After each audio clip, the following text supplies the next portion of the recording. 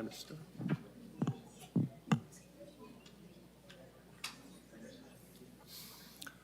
All right, good evening, everyone, and welcome. Welcome to the August 4th, 2025 meeting of the Merced City Council. We're going to begin with an invocation from Shahid Sohail from Ahmadiyya Muslim community here in Merced. And after that, our newly appointed, now official Fire Chief, Casey Wilson, is going to lead us in the Pledge of Allegiance. So.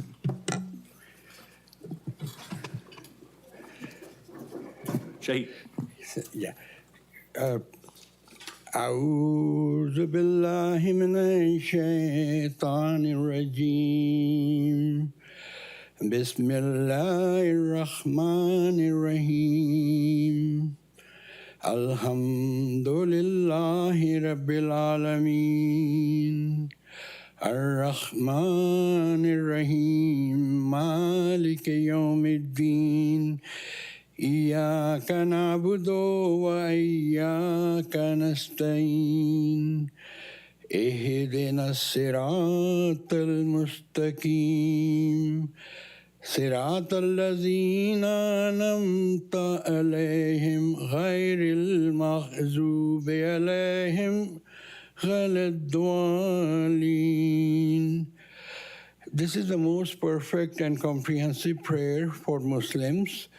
And the translation is, I seek refuge with Allah from Satan the accursed, in the name of Allah, the gracious, the merciful.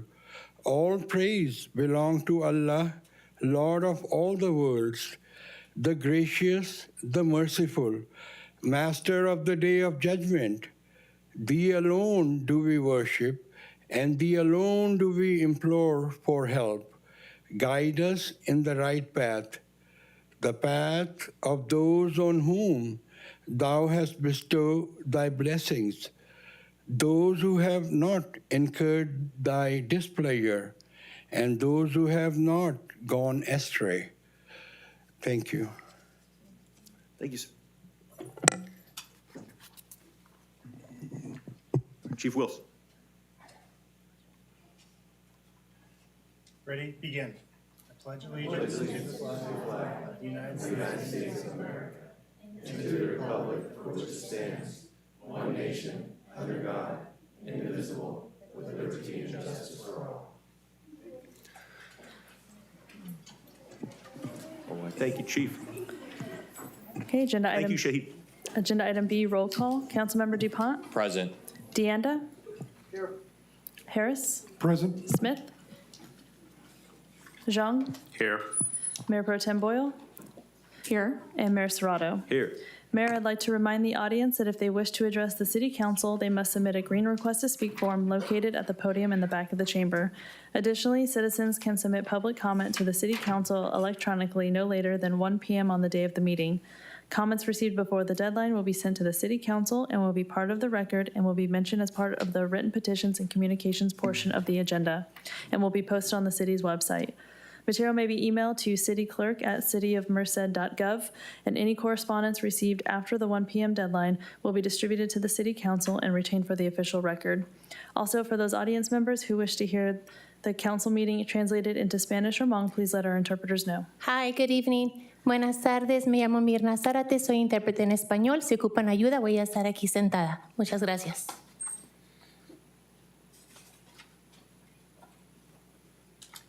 nhớ rằng chuẩn tu trò nên xuân sụt ya cũng mấy hồi dễ nó ya cũng tua tỏ cộng họ mới lâu phải mấy tua na mà nó cũng tua cộng lúc trong sĩ thảm mà nó thế do nên từ mà luôn nó dễ cũng giàu cho bé khác bên na cho nó. Thank you, Shahid. In accordance with Government Code 54952.3, it is hereby announced that the City Council sits either simultaneously or serially as the Public Financing and Economic Development Authority, Parking Authority, and/or a successor agency to the Redevelopment Agency. City Council members receive a monthly stipend of $500 by charter for sitting as a City Council, and the Mayor receives an additional $100 each month as part of the adopted budget and Resolution 2024-78. The Public Financing and Economic Development Authority, Parking Authority, and successor agency to the Redevelopment Agency receive no compensation. Agenda item C, special presentations. C1, presentation from the City of Merced Fire Department on Independence Day holiday response and fireworks enforcement. Thank you, Jen. All right, Chief Wilson. Good evening, Mayor and Council. Casey Wilson, Fire Chief. Thank you for the opportunity to present this evening. We're going to have a short presentation about our Independence Day response and enforcement efforts. Every year, we reach out to the community and try and engage and try and get that word and awareness out there about the prevention of illegal fireworks and the impacts that it can have on the community. So.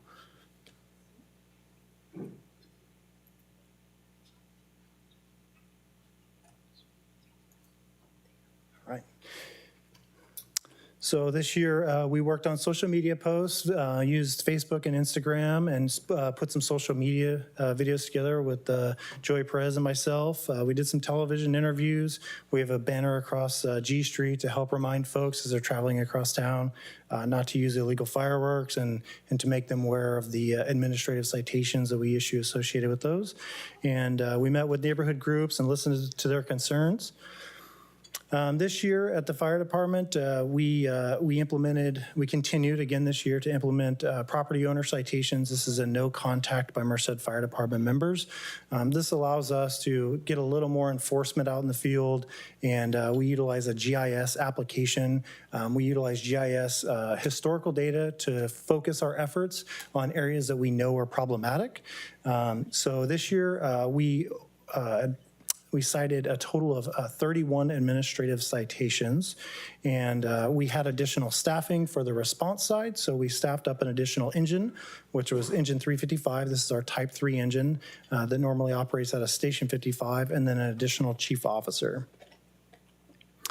Merced PD, they had additional officers staffing to focus on fireworks enforcement. They had expanded dispatch staffing to handle the additional calls for service in the dispatch center. From June 1st through July 5th, they had 463 total calls for service associated with fireworks, and PD issued 14 citations. That was of the 31, so it was 31 total, 14 of which the officers wrote. On the 4th of July, this is a side-by-side comparison from 2024 to 2025 data. So on the right-hand column there, you see we had the fire department had 61 calls for service. We had 26 fires and 1 structure fire. I'll break that down a little further here in a moment. We have a dedicated phone line. It's the Celebrate Safe phone line. This is dedicated to allow the dispatchers to focus on the 911 calls that are coming in, but also route some of those non-emergent calls to our call center so it doesn't tie up the 911 lines. So for July 4th and 5th, there was a total of 131 calls, and then July 3rd, we had 7 calls. We include July 4th and 5th because usually it rolls over from the previous night into the 5th. So to break down the fire department response on July 4th, we had a total of 26 fires. So that was a significant increase from the previous year. We had about, I believe it was 14 fires on the previous year.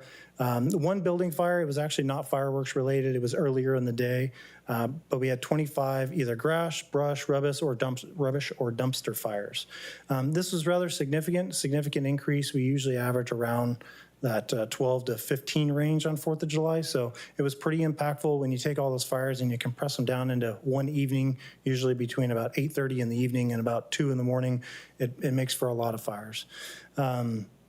We had 15 EMS incidents. We had 1 hazardous condition call, 2 service calls, 15 good intent calls, and 2 false alarms. We had 100% drawdown of our resources on multiple occurrences. Our system doesn't track that metric per se, but I was working, I will say there was multiple times where I was responding to a call and we had no available resources.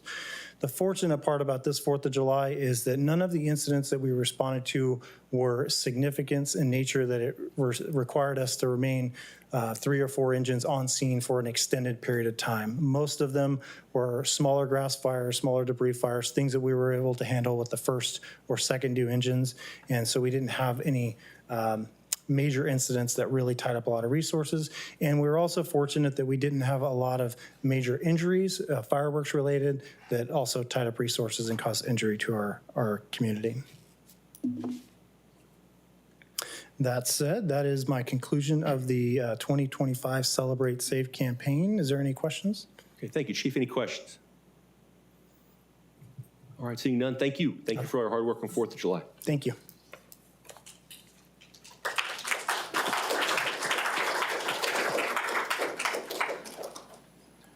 Okay, agenda item D, ceremonial matters. D1, certificate of recognition for the 2010 girls NPL team from Merced United for being the club's first National Premier League level team, requested by Mayor Serrato.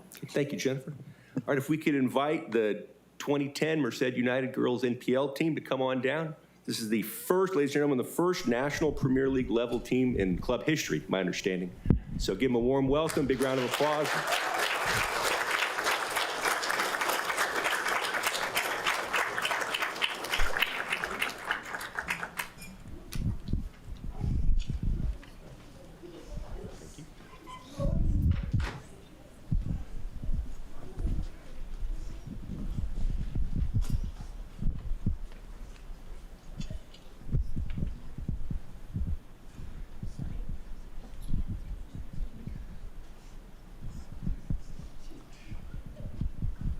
All right, ladies, we want to welcome you all here tonight to our city council meeting.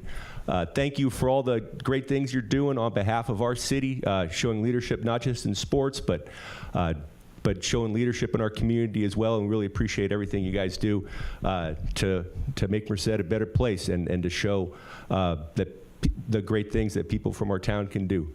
So I want to turn it over to one of the coaches. Who wants to be our? Everybody's pointing at you.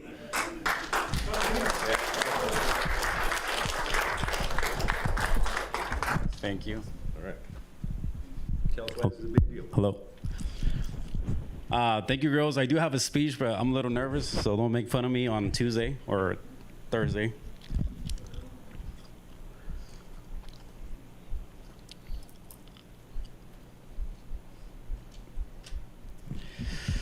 Soccer is more than a game. It's the art of life, painted with dedication, shaped by sacrifice, and led with responsibility. Every early morning, every bruise, every sprint is a choice we make to be better, stronger, and unbreakable. Leadership is wearing the captain's band, is lifting each other when legs are tired and spirits are low. And I've seen that in every single one of you. This is one of the memories I have. I remember the heartbreaking with North Coast. Some of you remember. We scored first. We have the momentum. We earned that goal, but the ref denied it. Moments later, they scored, and our final dream was stolen. That was a stake-up, Premier. The tears, the silence, and the huddle, the pain was real. And that followed was a powerful 3-year journey. You stayed loyal to each other. You didn't give up. You came back stronger, undefeated, and earned our place in the NPL. Tonight, a significant accomplishment is knowledge, joining the National Premier League known as NPL. This achievement represents more than just winning games. It embodies the shared journey, the lessons learned, and the strong bonds formed along the way. This recognition belongs to each and everyone. First players, for their hard work, dedication, and commitment to the team. Earning a spot in the NPL shows their relentless effort and unwavering passion for the game. To dedicated coaching staff, my coaches, for the tireless efforts, guidance, and belief in each player have been invaluable. To the amazing parents and families, for their unwavering support, carpooling, cheers, and sacrifices are appreciated. They have been the biggest fans, providing strength during challenges and play a vital role in the journey. Let that be our wins, our character, and our unity. Let this opportunity of being part of the NPL give us a step forward. This signifies the growth and development of the club and presents new opportunities such as the colleges, scholarships, and careers. Approach the future with the same passion and dedication that led to this point. And one day, this team will build the future leaders of our community, the Merced community. Thank you.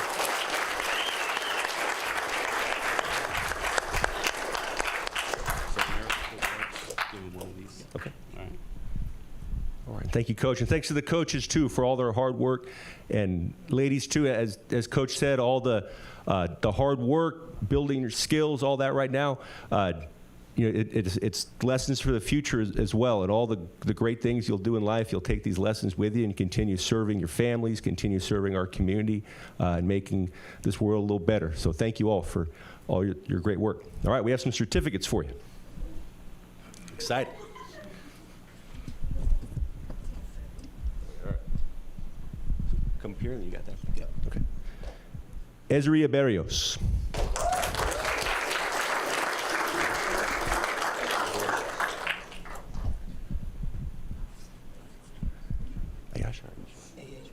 Aisha Beavers.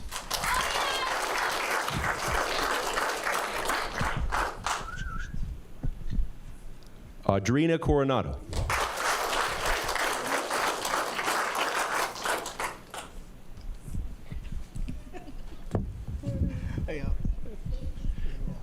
Journey Franco.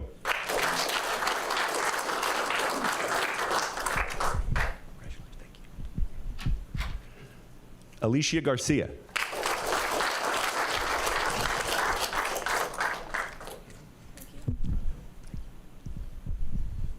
Leah Garcia.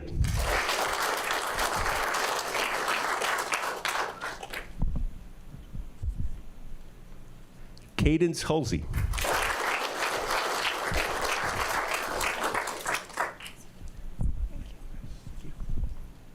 Sienna Ingram.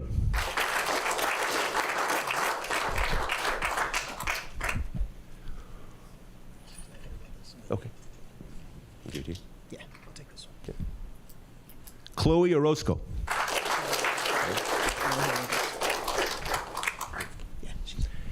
Isabella Pantoya Perez.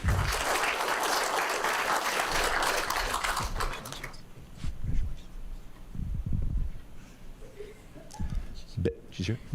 Bella Pia.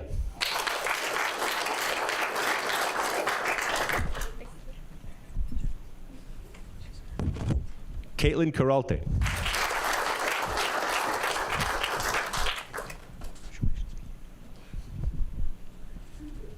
Camila Ruelas.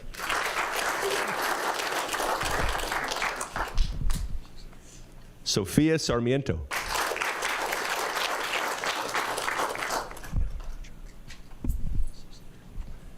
Isabella Sifafon. How badly did I mess that up? Close enough? Good, thank you. Okay. Belen Vasquez Cortez.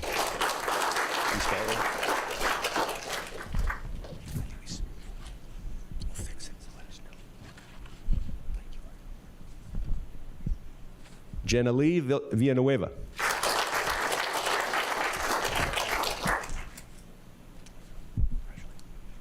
Good handshake. Aliyah Wallace.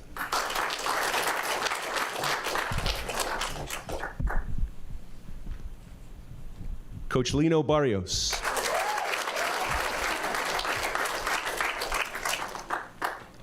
Special badge just for you. No, I get the big one. Coach Celso Franco.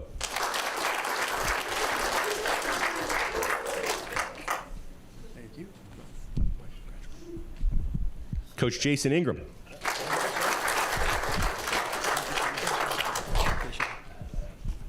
Coach Jose Pantoja.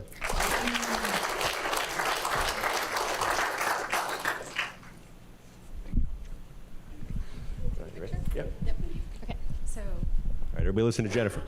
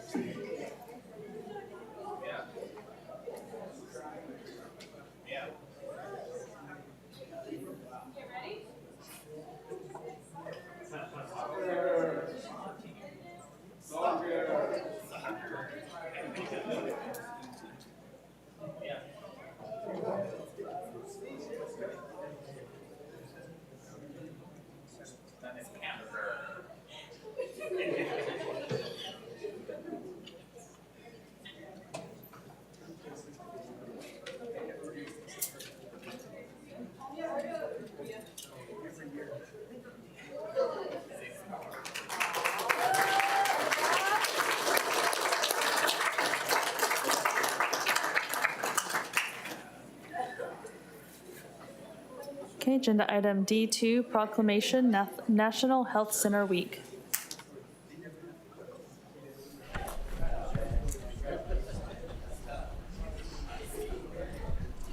Okay, next we have our proclamation for National Health Centers Week.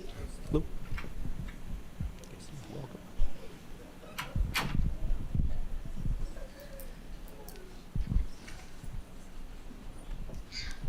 All right, welcome everyone. This is our proclamation for National Health Centers Week. I want to turn it over here to the good people from Golden Valley Health Center and give us a brief discussion on the importance of health centers in our country. Yeah. Good evening, Mayor, Council, City staff, and City Merced. My name is Alou Ceballos. I'm the Government and Community Affairs Manager for Golden Valley Health Centers. And I want to start off by thanking the City Council for acknowledging National Health Center Week and recognizing Golden Valley Health Centers. Every August, National Health Center Week provides us with an opportunity to highlight the value community health centers bring to caring for our underserved communities.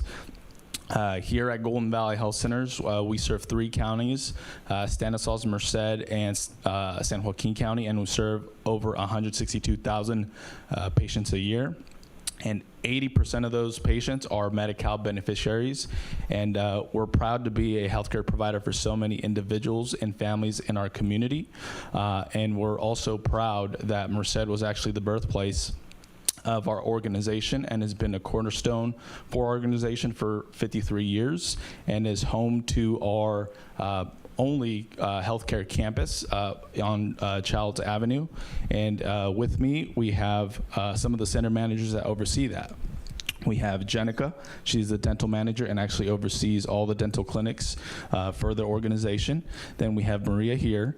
All these 3 are medical center managers. We got Maria, Leticia, and Karina. With that, I want to turn it over to you, and thank you. Well, thank you, guys.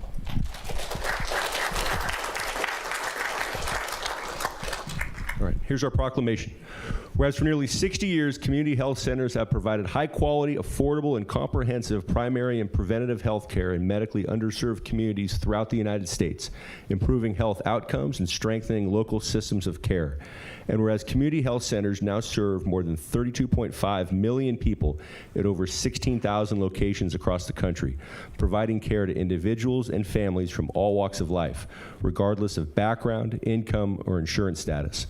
And whereas Golden Valley Health Centers, established in 1972, has served as a trusted provider in California's Central Valley for over 5 decades.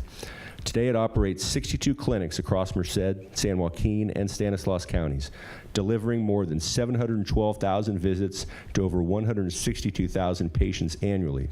And whereas Golden Valley Health Centers employs 1,403 professionals dedicated to delivering compassionate, patient-centered services, including primary care, dental, behavioral health, optometry, and pharmacy, while addressing the social and economic factors that impact health. And whereas Golden Valley Health Centers plays a vital role in promoting community health, advancing equity, and reaching underserved populations such as agricultural workers, low-income families, seniors, and the unhoused. And whereas National Health Center Week offers a time to recognize the long-standing nonpartisan mission of community health centers to provide accessible care and to honor the patients, staff, volunteers, and board members who make this work possible. And whereas during National Health Center Week, we celebrate the legacy of America's community health centers and their vital role in shaping the past, present, and future of America's healthcare system. And whereas the City of Merced commends Golden Valley Health Centers for its continued service and commitment to the health and well-being of our residents. Now therefore, I, Matthew Serrato, Mayor of the City of Merced, on behalf of the City Council, do hereby proclaim the week of August 3rd through 9th, 2025 as National Health Center Week.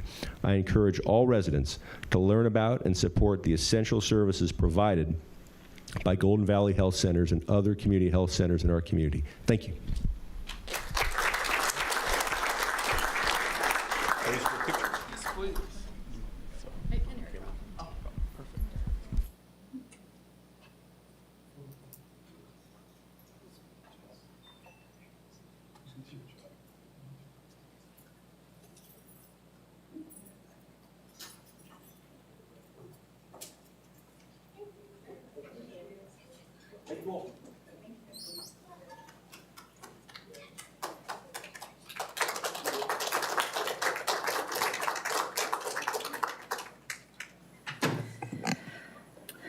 Okay, agenda item E, written petitions and communications. Mayor, the clerk's office received emails from Curtis Thomas and Jerry Perez Chica regarding public comment.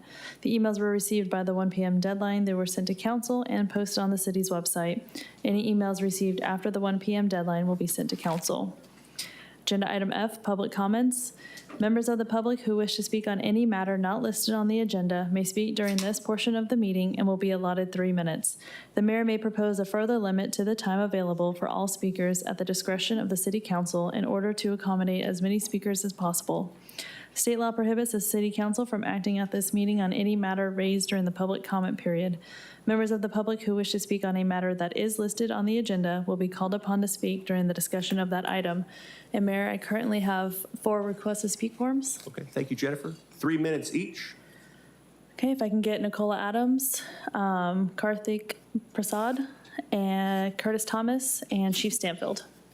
Thank you, Jennifer. All right, Nicole, as soon as you're done with your phone call, no rush. You know, I still work. No, we get it.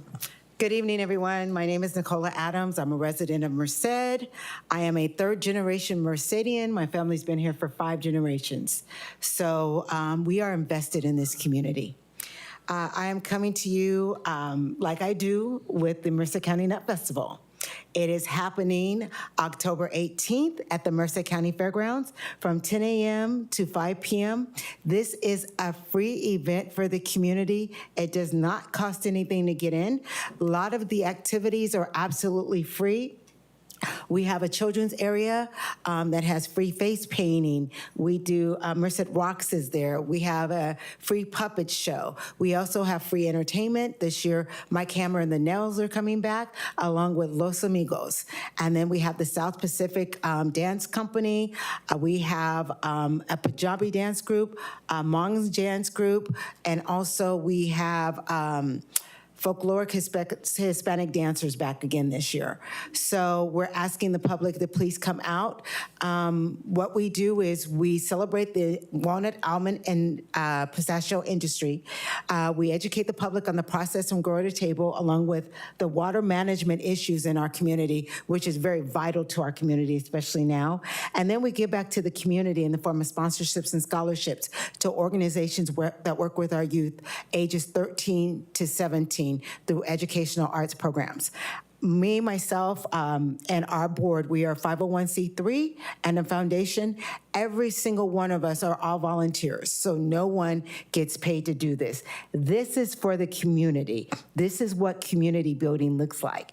And when we think about the future of it, we think about what the Gilroy Garlic Festival did for Gilroy.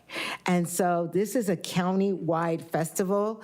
Again, it's about bringing people here, seeing us, seeing how amazing our community is, but also bringing those tax dollars here into our community through the people staying here, staying overnight, shopping in our community, eating in our restaurants, staying in our hotels. This is something that brings something for everyone, and also it, in the long run, will be one of the economic intersections for the city of Merced and the county of Merced.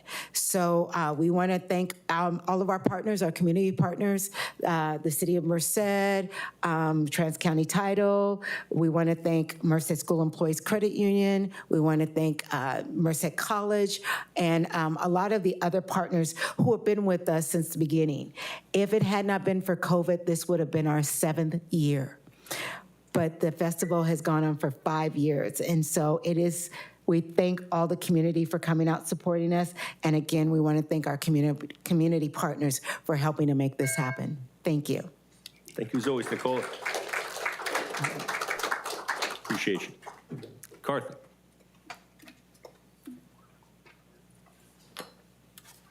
All right, this time I'm actually on time. Good evening, Mr. Mayor and City Council and City of Merced. My name is Karthik Prasad, here on behalf of Congressman Adam Gray, and it's finally August, which is the House month-long recess, which is anything but a recess for those of us in the district office, because we're going to be getting the congressman all over the place the entire month, from all the way up in Lathrop to down in Coalinga. And just today, the congressman was in Turlock, where he sat in on a whole boatload of meetings and a lot of events. So I know he's probably kind of tired from all that. But that didn't stop us the past 2 weeks from getting some serious work done before the recess. Back in February, the congressman offered an amendment to the budget framework that would have prevented some cuts to Medicaid. Fortunately, those propositions were not adopted. And as a response to H.R. 1, the budget bill passing, which could affect nearly 420,000 members of our constituency who are on Medicaid, the congressman has introduced a bill to restore full Medicaid funding and protect care for Valley farmers. Additionally, the Strive Act, which was a bill we introduced that would eliminate VA hospital copay for veterans, passed to the House Veterans Committee with unanimous support. This is a huge win because the next stop is the House floor. So you can bet that the month of September is going to be a very busy month for us. Finally, I'm sure some of you might have noticed that we published our mobile district office hours for August and have seen that Merced is not on the list. That is because we have moved offices from Turlock to Merced.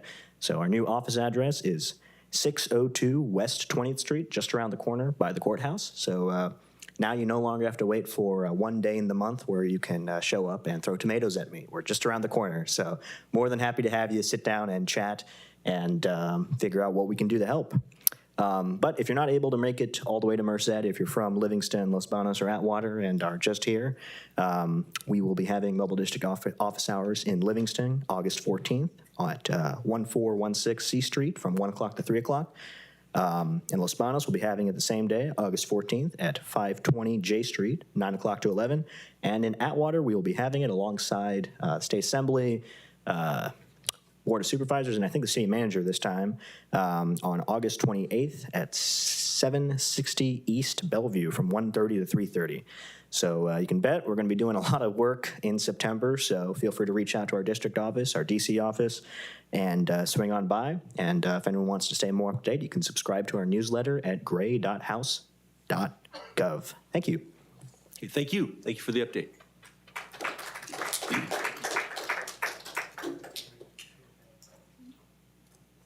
Mr. Thomas. Can I put that up on the screen? It is. Oh, okay.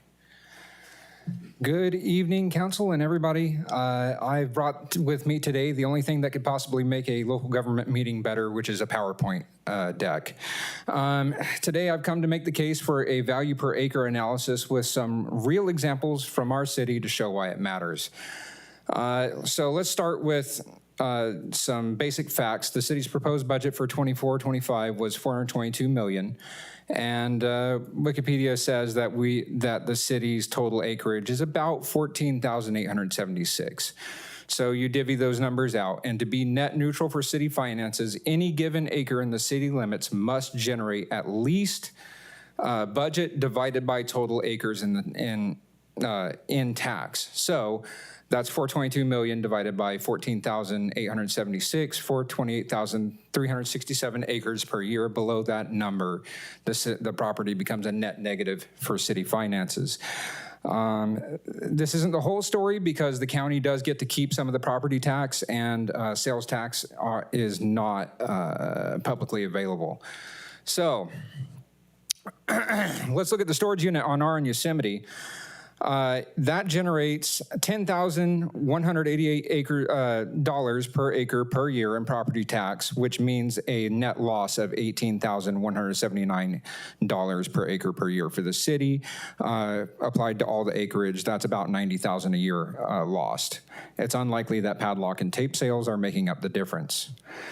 If you look at the mall, it's got 53 acres, 17 of which is just parking stalls. When you do the math, it works out to a net loss of $1,275,570 per year. Oops. So that's probably lessened by the sales tax, unlike with storage units, but we can do a lot better than that. Oh no, the video's gone. It was funny. Okay, so anyway, sprawl is gonna eat our lunch in the long run. It messes up every city that does it, and we're not gonna be different. Oh, there we are. No, not gonna do it? Well, did it work for those people? No, it never does. I mean, these people somehow delude themselves into thinking it might, but but it might work for us. Okay. No. The secret to fix yellow nails in less than a minute. Believe it or not, I work in tech. So we can do better. The lofts on M Street generate a net positive of the city of $3,701 before sales taxes. Thank you, sir. Thank you. Appreciate the presentation. All right, Chief Stanfield.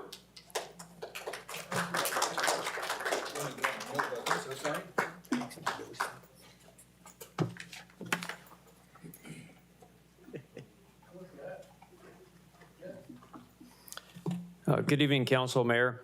I'm here today to confess that I've been keeping a secret from all of you, and I feel bad about it, but I'll get over it real quickly. So for the last week and a half, we have kept a secret from the department, from you, City Council, from you, City Manager, from you, my friend, from the Director of Parks and Rec. Through good old-fashioned detective work and investigative leads and the use of a confidential informant, we were able to recover your Applegate Zoo bear.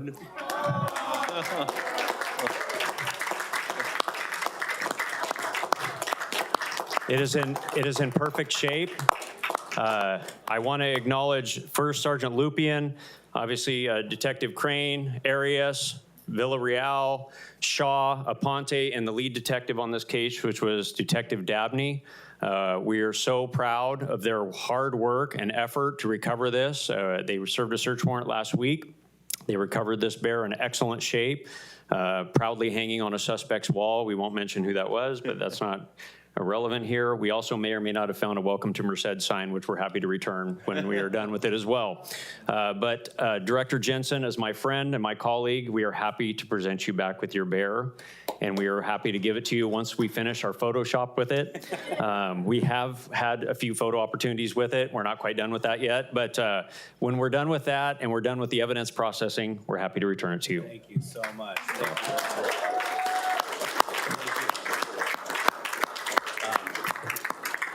Wow. One more thing. Yeah, please. The commanders are going to give these detectives commanders coins in honor of the hard work that they did. I hope I can do that real quick. We want to acknowledge, I want to say thank you. The command staff is so proud of you. I should have taken this, should have started with this, Chris, but we are so proud of you for the hard work you did. This is just a small thing, but this meant a lot to the citizens of Merced. This meant a lot to you as council and to our city manager and to Chris and to our deputy city manager who's back there. We're so proud to return it, but we want to honor all of you with commander's coins tonight. Thank you. Yep. Sorry.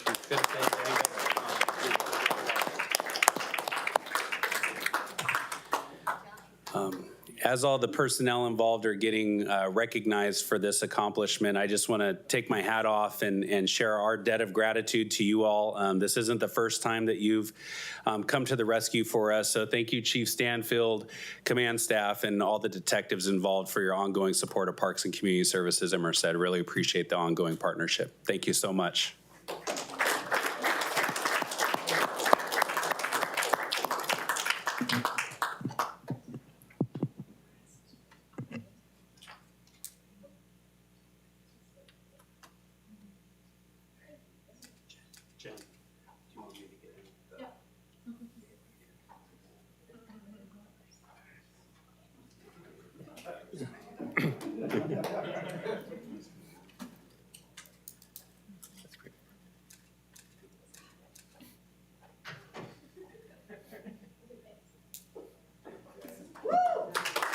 Thank you, guys.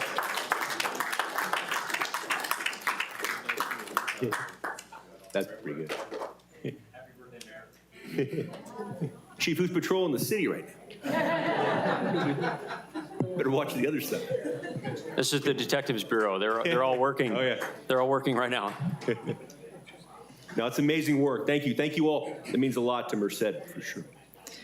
Okay, agenda item G, consent calendar. All right, on to consent. Any members of the council have any items they'd like to see pulled for separate consideration?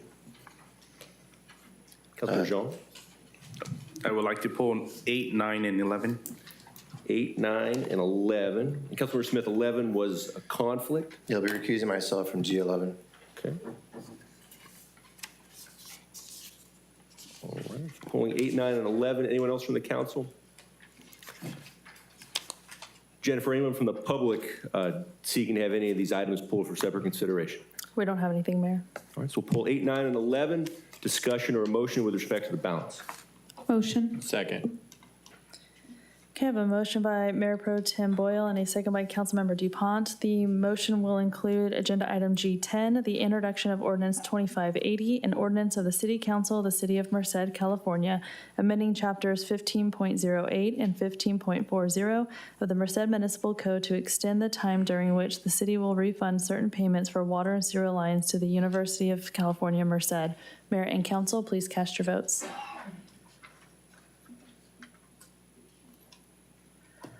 Okay, the motion passes unanimously. All right, thank you, Jennifer. All right, Councilmember Zhang, 8 and 9. Did you want to handle them separately or handle them together, given that they're somewhat similar? They could be together. Okay, up to you.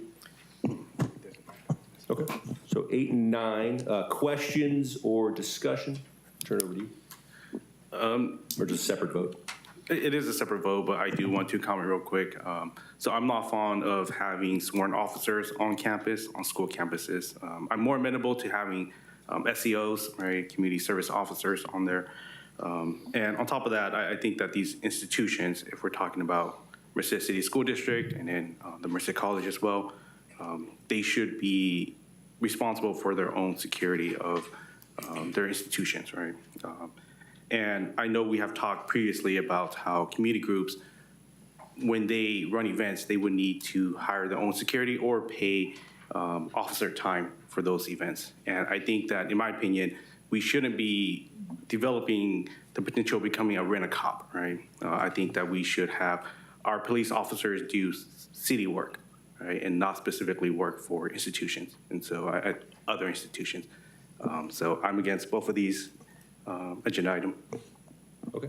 Any comments in response or a motion? Move to approve. Second. Okay, I have a motion by Councilmember DuPont and a second by Mayor Pro Tem Boyle. Are we taking both 8 and 9 together? We'll take 8 and 9 together, Jen. Okay. Mayor and council, please cast your votes.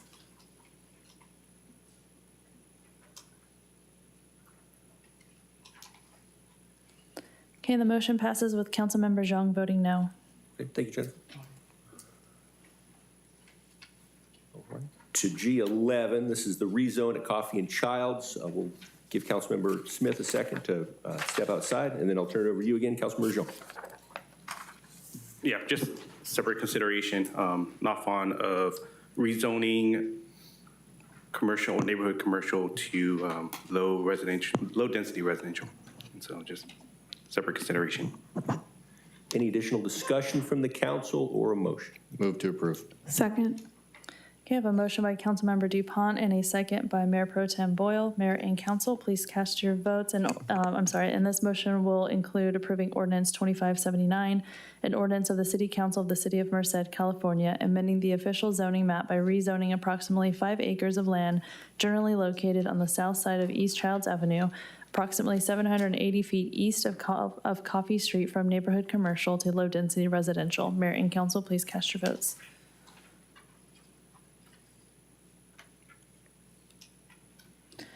Okay, the motion passes with Councilmember Zhang voting no and Councilmember Smith recusing himself. Okay, thank you, Jennifer. Go on to our action items. We'll invite Councilmember Smith back in, and we'll take up item H1. This is the authorization to accept and appropriate grant funds to purchase 3 helicopter helmets. Okay, agenda item H1, authorization to accept and appropriate $14,344 in grant funds from the fiscal year 2023 State Homeland Security Grant Program for the Merced Police Department to purchase 3 helicopter helmets. Thank you, Jennifer. All right, Lieutenant Haygood, tell us why we need the helicopter helmets. All right. Good evening, Mayor and council members. So yeah, I'm here to ask for your support in accepting that $14,344 in Homeland Security grant funds for 3 helicopter helmets. So as you're aware, the sheriff's department bought a helicopter, a new helicopter, within the last year. The sheriff has asked other departments to join his team in providing tactical flight officers to assist the sheriff's department in conducting operations throughout the county of Merced, which includes the city of Merced. We agreed to provide 3 officers to assist with the operations. Within the last year, our officers have conducted numerous training exercises as well as operations. Most recently, the operation in Cressy, where the individual unfortunately drowned. One of our officers went out and assisted with that operation as a tactical flight officer. Another resource that this provides is assistance with natural disasters, fires, and floods. It gives us access to a helicopter, something that we've never had before. It's a great partnership with the county. This also includes fixed wing aircraft and the Huey that the sheriff's office also owns. So the reason why we need the helmets, I'll just share a little experience of mine. First time I flew in the new helicopter, I hit my head. So I didn't realize it was a confined space and there was a lot of sharp objects inside the helicopter, made a sudden movement, and I bumped my head. So it's very important for our officers to be safe in the aircraft. First things first, they need a helmet. The other thing that the helmet does is it provides clear communication between the officer and the pilot who's flying the aircraft, along with the officers that are on the ground conducting operations or they're engaging in a vehicle pursuit. This is probably the safest way to conduct a vehicle pursuit. Car takes off, the helicopter can follow, the patrol car can pull off, provides less risk to the community. You don't have a vehicle fleeing at high rate of speed because they realize nobody's chasing it anymore. We have had a couple of those instances where the helicopter has assisted with one of our TFOs on board. They chased a motorcycle all throughout the county at 100+ miles an hour. They were able to safely apprehend the individual at the end of the pursuit. So another thing is these helmets that we're asking for, they also have Bluetooth capabilities. You can Bluetooth your cell phone into the helmet, so makes it easier so the TFO can communicate with the officers that are on the ground as well as the dispatch communication center. And I mean, this is a great resource. It's at a low cost to the city. The tactical flight officers, we have most of the day covered as far as the shifts that they work. As far as day shift, we have one that's a school resource officer and another that's a detective. So them being out there in the aircraft, a lot of the operations do occur in the daytime. However, they like to fly more on Fridays and Saturday nights. So we do get our TFOs out there, as much as we can in those evenings. That's when the most action is occurring throughout the county. So it's a great resource, and I hope that you guys would support it. Okay. Any questions? Thank you, Lieutenant. Any questions? Jennifer, anything from the public? We don't have anything for this item, Mayor. Okay, discussion from council or a motion? Motion. A second, hope your head is better. Thank you. Okay, I have a motion by Councilmember Harris and a second by Councilmember Smith. Mayor and council, please cast your votes. Okay, the motion passes with Councilmember Zhang voting no. Thank you, Lieutenant Hagan. Thank you. Okay, agenda item H2, award bid to Juarez Brothers General Engineering, Inc. for Santa Fe Strip Park Sidewalk Yosemite to Black Rascal Project Number CP220021 and the Santa Fe Strip Park Speed Table Project CP230004 in the amount of $519,879.33. Thank you, Jennifer. Mr. Maddox.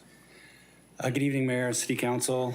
I'm here on behalf of the city staff to request that you consider awarding the contract for the Santa Fe Park Strip Bike Trail. The current situation, there's a 5-foot sidewalk that's in disrepair. This project will replace it with an 8-foot path. The path runs from Black Rascal Creek to Donna Drive, just to the east of Rivera School. The project includes a speed table on Donna Drive, which is similar to the one on Buena Vista. It raises the the crosswalk for bikes as they cross the road and actually create something that will slow traffic down on the road. So are there any questions? Question. Jennifer, any comments from the public? We don't have anything for this item, Mayor. Well, back to council. Any additional comments, questions? Mr. Maddox, thank you. I mean, this project's been in the hopper for a while, and thank you for all your hard work in bringing it to us. Appreciate your work. Councilmember Smith. Thank you. I concur, Mr. Mayor. I know this has been a project that engineering's had to steward along for many years, and I'm glad to see it happening. And this is desperately needed to keep our kids safe going to Merced's biggest elementary and middle school. All right, Mayor Pro Tem Boyle. Thank you, Mayor. Like my colleagues have said, very excited to finally see this project come to light, and just looking at the renderings, it's much needed in this area, and I think people are going to appreciate walking in this area going between Buena Vista and Donna, and I think the neighborhood around will be very appreciative of it. So thank you. Yeah. Additional comments? With that, I'll make a motion. Second. Okay, I have a motion by Mayor Pro Tem Boyle and a second by Councilmember Smith. Mayor and council, please cast your votes. Okay, the motion passes unanimously. Thank you, Jennifer. Thank you, Rick. Agenda item H3, accepting grant funding in the amount of $1,000 for fiscal year 24-25 from Merced County First 5 Community Engagement Event Sponsorship Program for free fundamental baseball clinics for T-ball. Thank you, Jennifer. All right. Good evening, Mr. Mayor, Council. So we've been up here pretty routinely over the last month or so, trying to make sure that we're bringing in revenues to help cover the cost of programming. This is another effort in that regard for Merced County First 5 again, focusing sports clinics over the school year for little 0 to 5. Okay. Questions? Sarah, is that a new one or? Clarity. I think Jennifer, anything from the public? We don't have anything for this one, Mayor. Okay, discussion from council or a motion? Move to approve. Second. Okay, I have a motion by Councilmember DuPont and a second by Councilmember Harris. Mayor and council, please cast your votes. Okay, the motion passes unanimously. Thank you, council. Thank you, Chris. Okay, agenda item H4, reconsider selection of logo for the Merced General Plan Update and Downtown Station Area Plan. Thank you, Jennifer.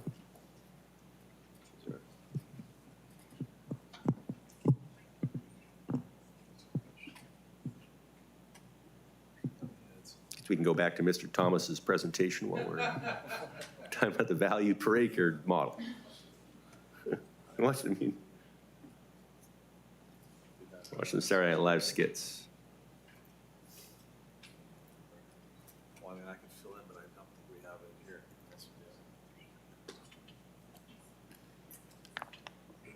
Happy to step up since we don't know this. All right, thank you, Scott.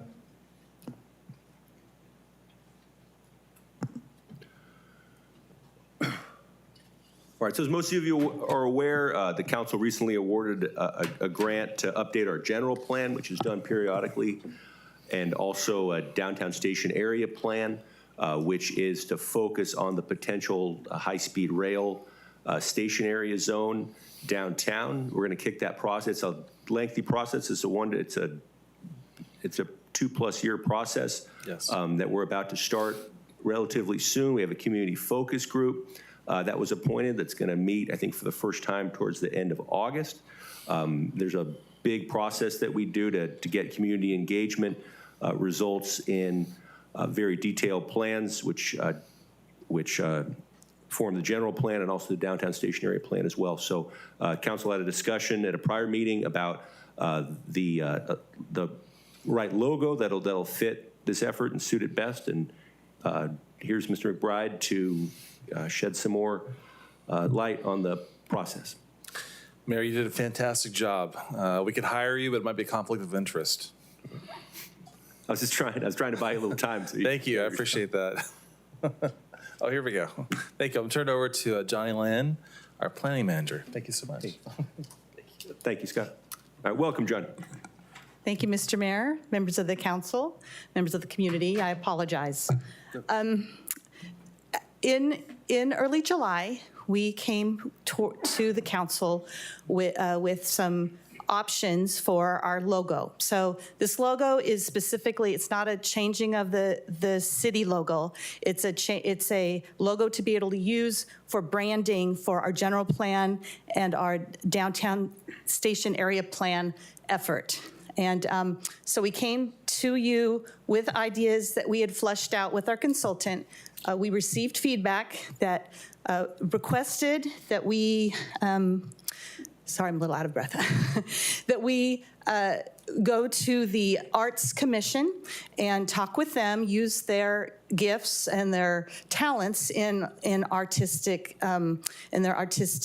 well, they're in their artistry, and have them give us some feedback on an option other than what we had chosen. And the logos initially we looked at had to do with our some iconic structures and, Tree City. Some of the train was, the idea was the high-speed rail. So we tried to look at the future and the current views of Merced.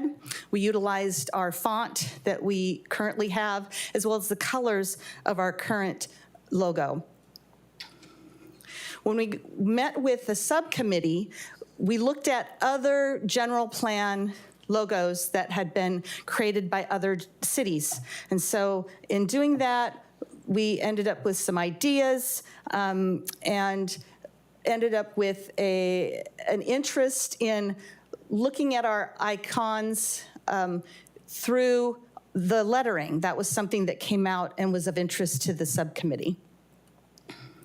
So the subcommittee decided they really liked the idea of Imagine Merced as the slogan. They wanted to utilize the Imagine Merced lettering as part of the imagery. And so in doing that, we actually had one of our commissioners, Mr. Glenn Camarda, he volunteered to further develop the concepts that we pulled from current city, other cities' ideas, and really came up with what we thought reflected a more appropriate logo that we hoped that you would be interested in. So we have several options for you today. The first is option 1, which is very simple, block lettering in black and white only. Is something that would allow for us to place on all sorts of print materials, social media, the website, and that kind of thing. Option 2 is it's colorized. It has photographs of different icons in Merced. This was something I think we favored, but it too would allow for us to be able to put in our on our published material, our website, that kind of thing. Option 3 is this. Option 3 and 4 are very simple, and if the option 2 felt too much, we wanted to provide something that was more simple for our effort. And these are examples of what they would look like, say, on our website. This is option 2. Option 3. Option 4. So before the council, you have the choice of option 1, which again is the block lettering, black and white only. Option 2, which is the colorized with the photos within the Imagine lettering. Option 3 is a small icon with a solid background. Option 4, which the only difference really with the small icon is that it has rays within the background. Option 5 is keep using the current city logo for the general plan if you didn't like any of that. And then option 6, if you liked some of it or all of it, to approve a combination of the new alternatives. I'm here for any questions. We do ask that if you approve any of Mr. Camarda's choices, or that he provided his donation, because he did donate his time and volunteered, that he would need to sign a contract that would give us ownership of those images as part of that approval. But other than that, if you have any questions, please feel free to ask me. I felt like I had something more prepared, so I do apologize if it felt rushed. No, you did good, Jen. Okay, Jennifer, we have one comment from the public as well. Yes, Mayor. All right, any questions for Johnny before we take public input? Okay, Jennifer? Okay, if I can get Patricia Pratt to the podium, please.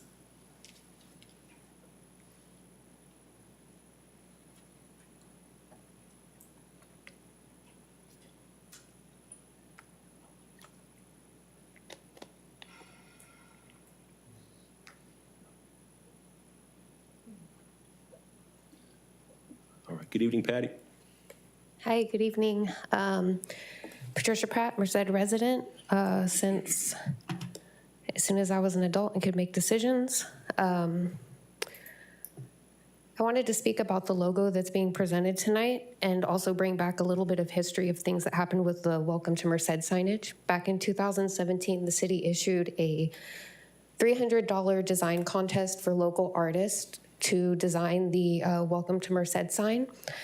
And there were 54 submissions, none of which were chosen because $300 for a job like this is a very small amount of money. So the city turned around and they hired a consultant for $16,000 to design these signs, and they didn't like those either. So money was wasted, and what we have currently that's finally done 8 years later is, I think it was like produced by maybe city staff, something like that. But either way, we wasted money already on the past on something just like this, right? So on July 7th, I did hear Scott and I believe Leanne say that there was no timeline for this and that they could use the current city logo until a decision was made. And the council directed for the Arts Commission to be in charge of this. On July 17th, the Arts Commission met and a subcommittee presented at the end of the meeting during commission comments, not during anything agendized or discussed or voted on, that these would be the logos, and that the reason they were doing that is because they were given a small timeline, not an, the city council meeting said that there was time. However, they went to the Arts Commission and said, we were given a crunch time, so we did it ourselves within 12 hours. This is problematic because it takes a job away from a graphic designer. Also, I heard suggestions from council that we do another contest. That also, it's an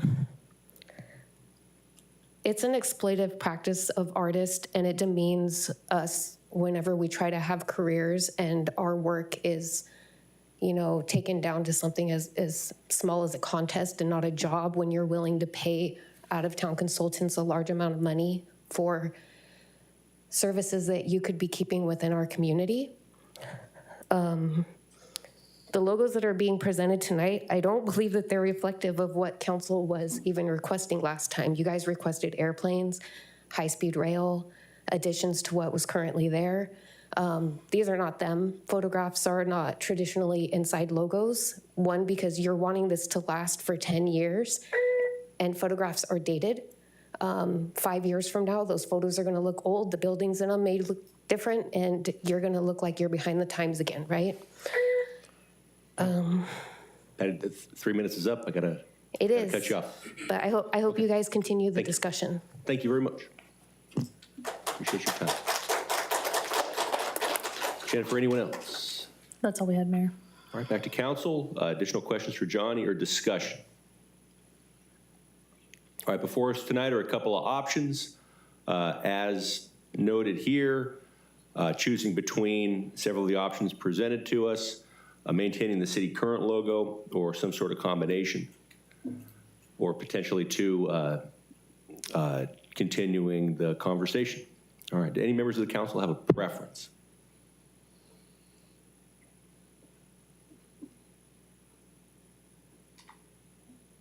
Councilor Harris. I do like option 2, and photos can be updated. Okay, Councilor Dupont. Thank you, Mayor. Welcome. I think I brought up last time in the discussion of In the coloring last time, it was kind of dull. It didn't really speak to me as Merced, and then we went to black and white. I like the colorized photos within Imagine Merced. I think for the specified reason of doing the general plan and for the downtown specific plan, there's a short period of time. So the date of the images, plus some of the images are key positions and places in the city of Merced.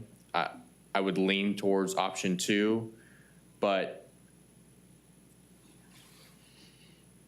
out of the whole range of options that you're looking at, black and white imaging with option 1, Imagine Merced, not even being centered in the blocked letter. I mean, that's just, again, the time frame. I don't know what the discussion was or what the time frame was, but if we're spending a lot of money on a general plan update, a specific plan update, it should represent that in the logos as well. The lettering should be centered. Even in the small logo, I think without the rays, it's not centered either. I mean, just those specific details mean a lot to me. I think it speaks a lot to what we speak about for the city of Merced, of paying attention to the details. But I do like the images within Imagine Merced because I think it's really the only option that's placed in front of us that's a viable option. Okay, so noting a preference for option 2. Anybody else?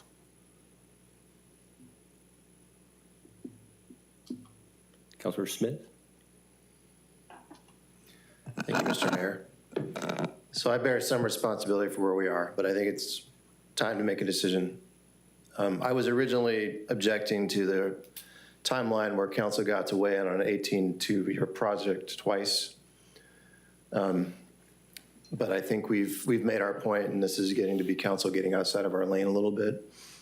In terms of the substance, frankly, I like Mr. Camarda's Imagine Merced incorporated into the original logo, but with the airplane that we asked for at least 3 times, and then call it a day and let our team get back to work. Okay, Mayor Pro Tem Boyle?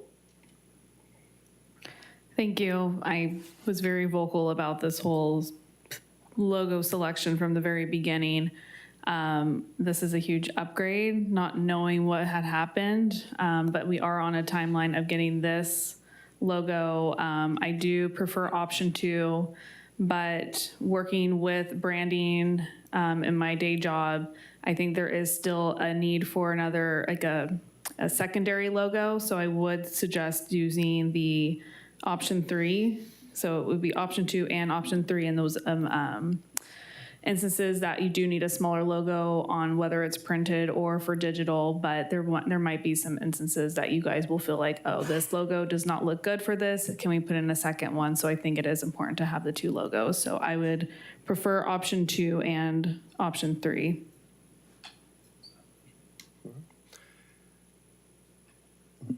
Additional comments or Councilor Jean? I mean, first off with a question. So these were what was recommended by the Arts Commission, is that correct? Yes. By a subcommittee of the Arts Commission. So I do want to echo the speaker in terms of, one, ensuring that we have commission work for art, right? It does undervalue our local artists if we don't do that, and we do things through volunteer work. And then on top of that, I do agree option 2 is the best of the bunch. I'm not sure if that's the best we could do, but I do agree that it's better than what we have.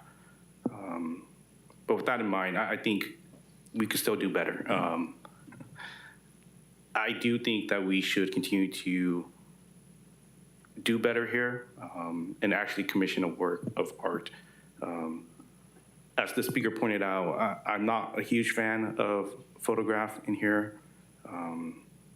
Comparing it to the other cities, their plans, they don't have photographs or photorealistic images as well. So I'm a little bit reluctant.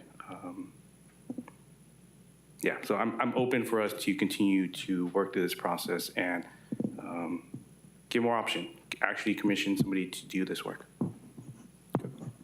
You're saying if you had to choose now, it'd be option 2, but you'd prefer to go along and keep looking into it and do more work. Correct, because we're going to be, I don't think this logo is going to stop all work, right? We could still continue to do work as we build up a better logo. Councilmember Harris. Thank you, Mayor. Johnny, do you have a slide that's got all the options in one place? Let's see. No, they're on separate slides. I apologize, but they're within a few slides of each other. That's okay. I would make a motion that we pick option 2 and 3. And I agree with Mayor Pro Tem Boyle that there are going to be cases when you'll want that smaller logo. That can be at the discretion of staff where it belongs. And to contract with Glenn Camarda for the release of permissions for the photos. Okay. Is there a second? Second. Additional discussion? Seeing none, Jennifer will call for the question. Okay, I have a motion by Councilmember Harris and a second by Mayor Pro Tem Boyle. Mayor and council, please cast your votes.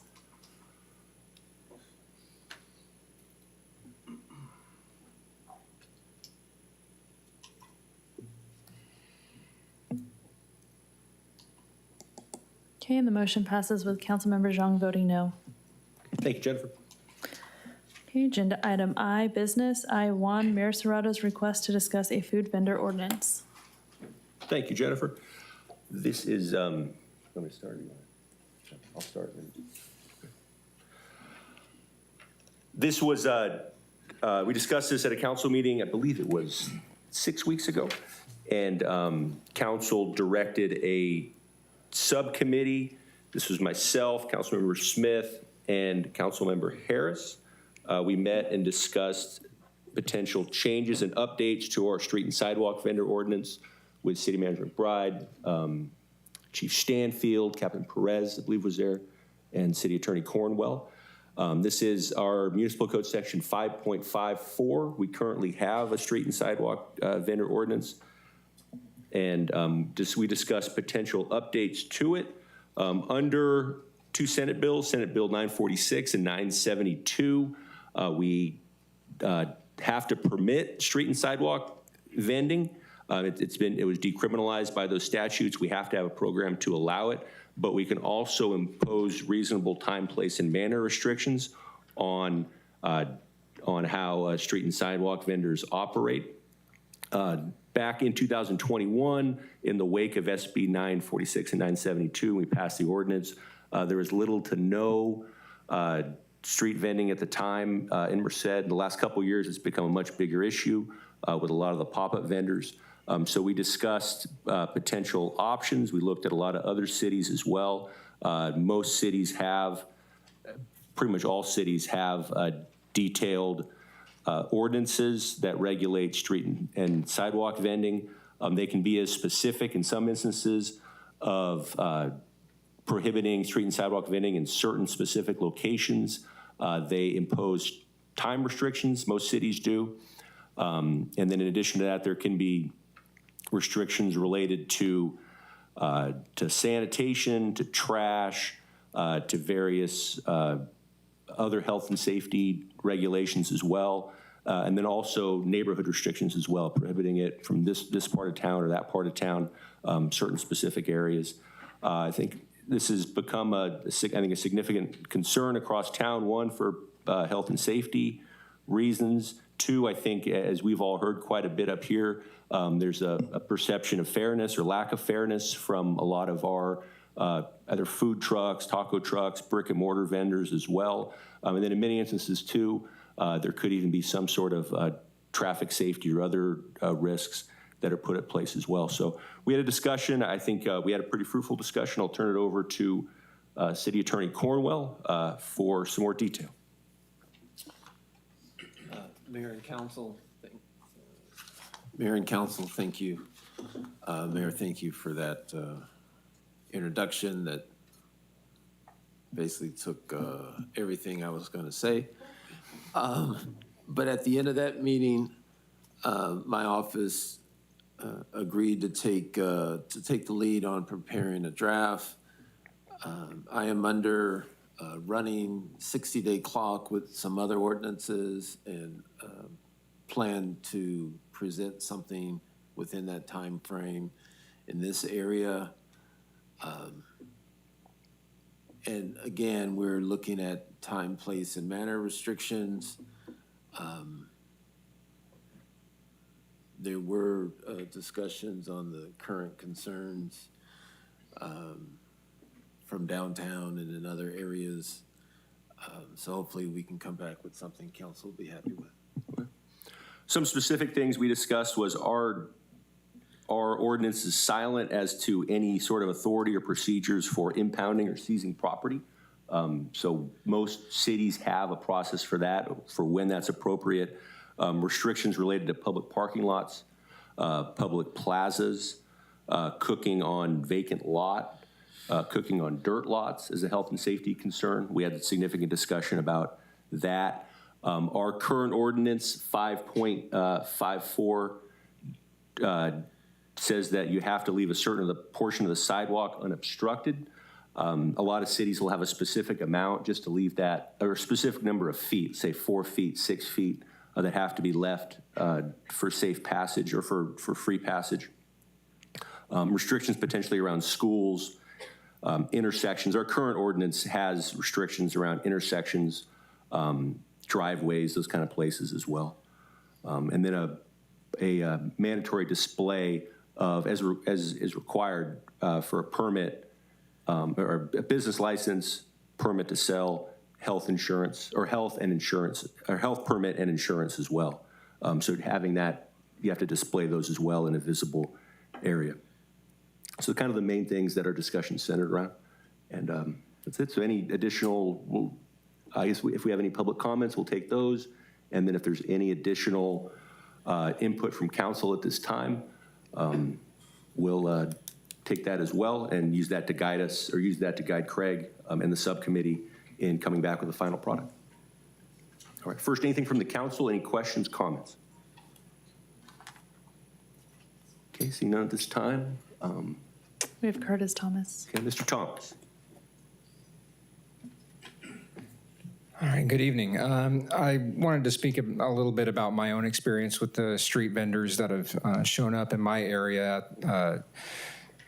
Golly, I always forget the name of the park. Roland D. Brooks Jr. Park at G and Gerard.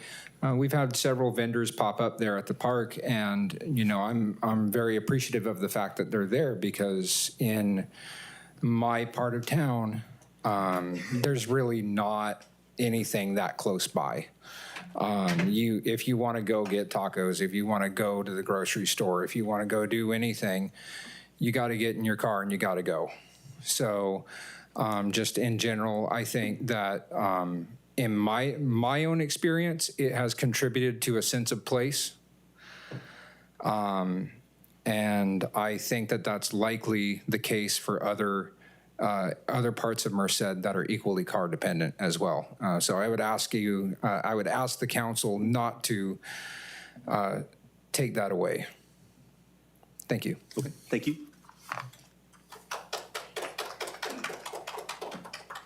All right, Ash. Good evening. I wanted to speak at a personal capacity, not associated with Leadership Council, so I just wanted to make that very clear.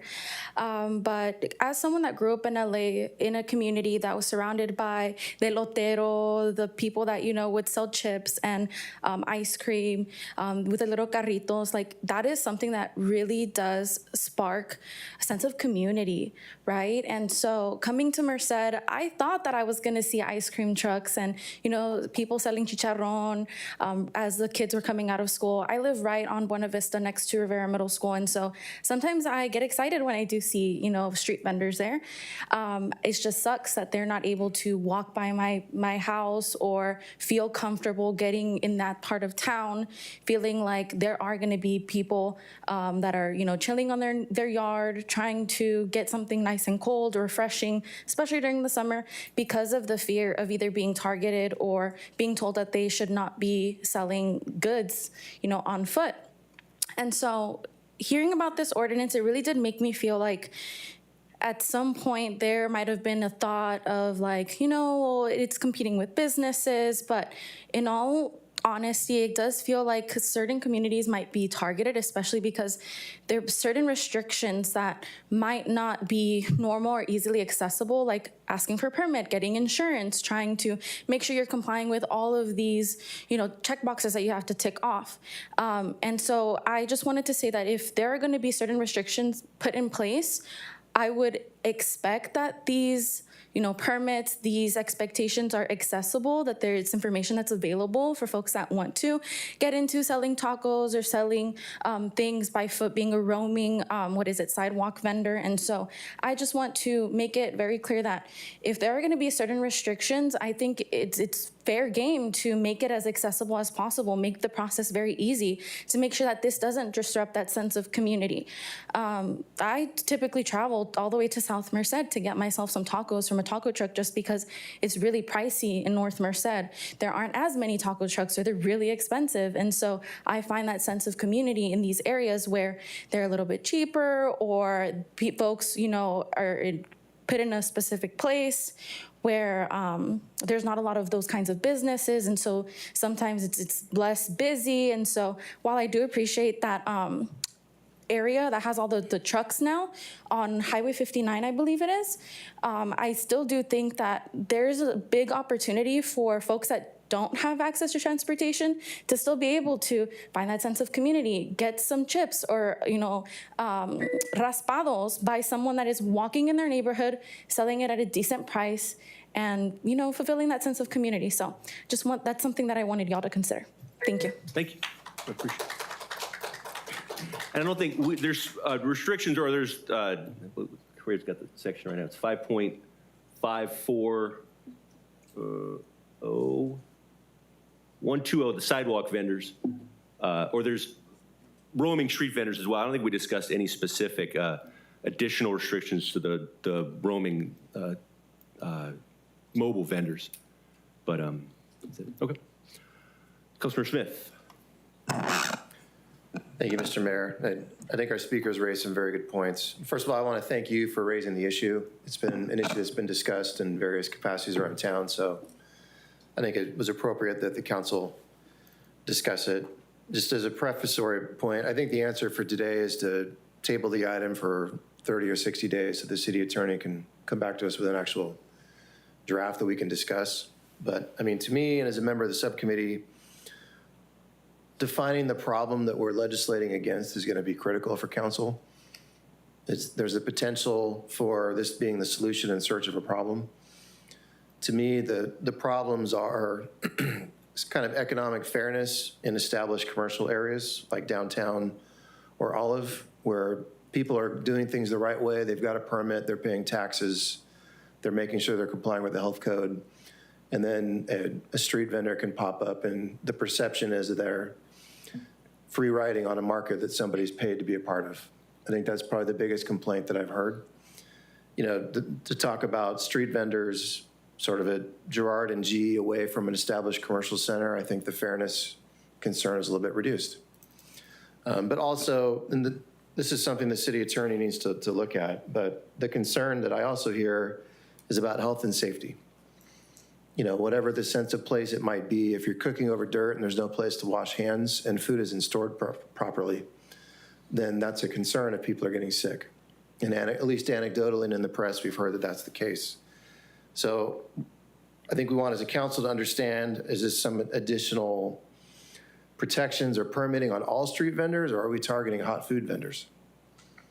And I don't mean to have the answer here, but I think that's a question for us to consider, and the city attorney is going to need to think about that when he brings back the draft. But I would like to see an ordinance that keeps people more often safe than not, respects the investments that our business owners have made of Merced, but still permits spaces for street vendors to peddle their wares and provide us with food. I mean, anybody who my age remembers people coming to the door constantly to sell my mom stuff.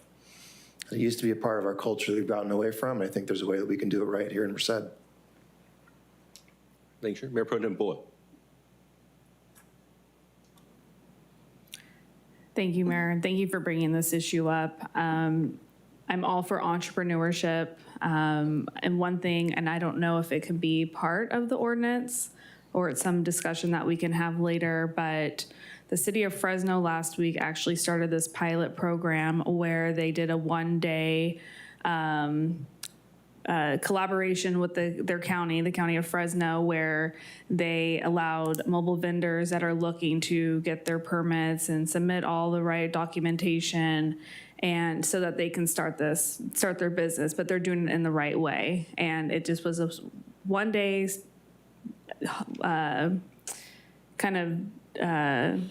one-stop shop, and if we can provide that, I think that would also help the situation. I think sometimes people are just lost on how to navigate, and I think that if we just make it easy, if we do it once or twice a year, see how it does, if we need to do it more often or less, as it goes, but I think that's something that we should be doing as well if we're implementing this policy.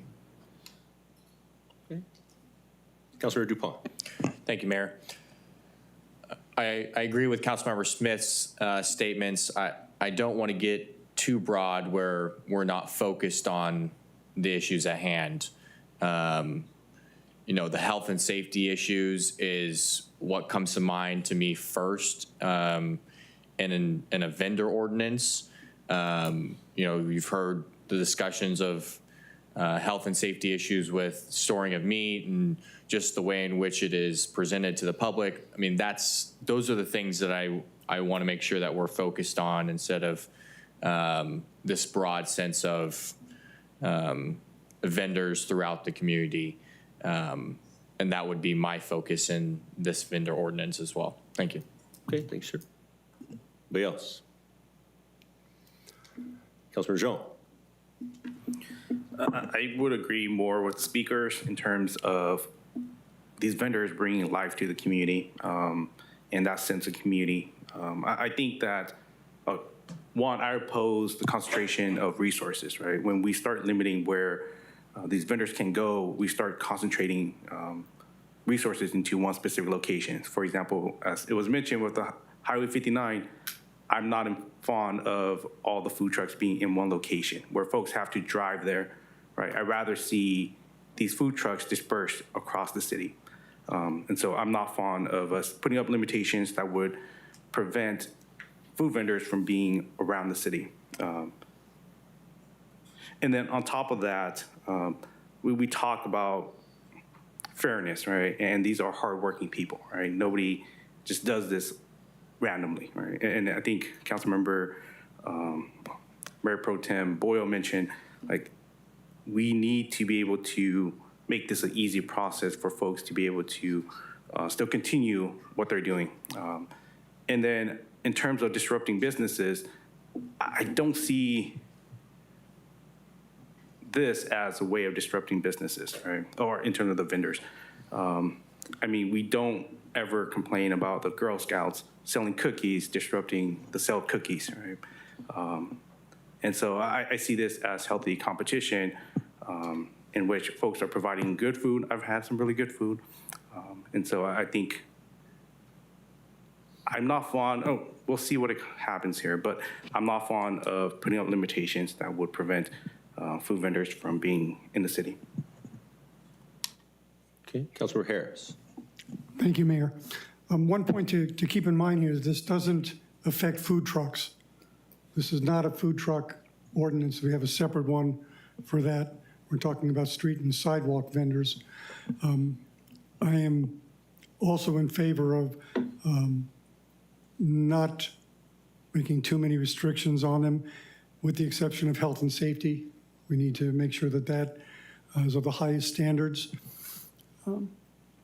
The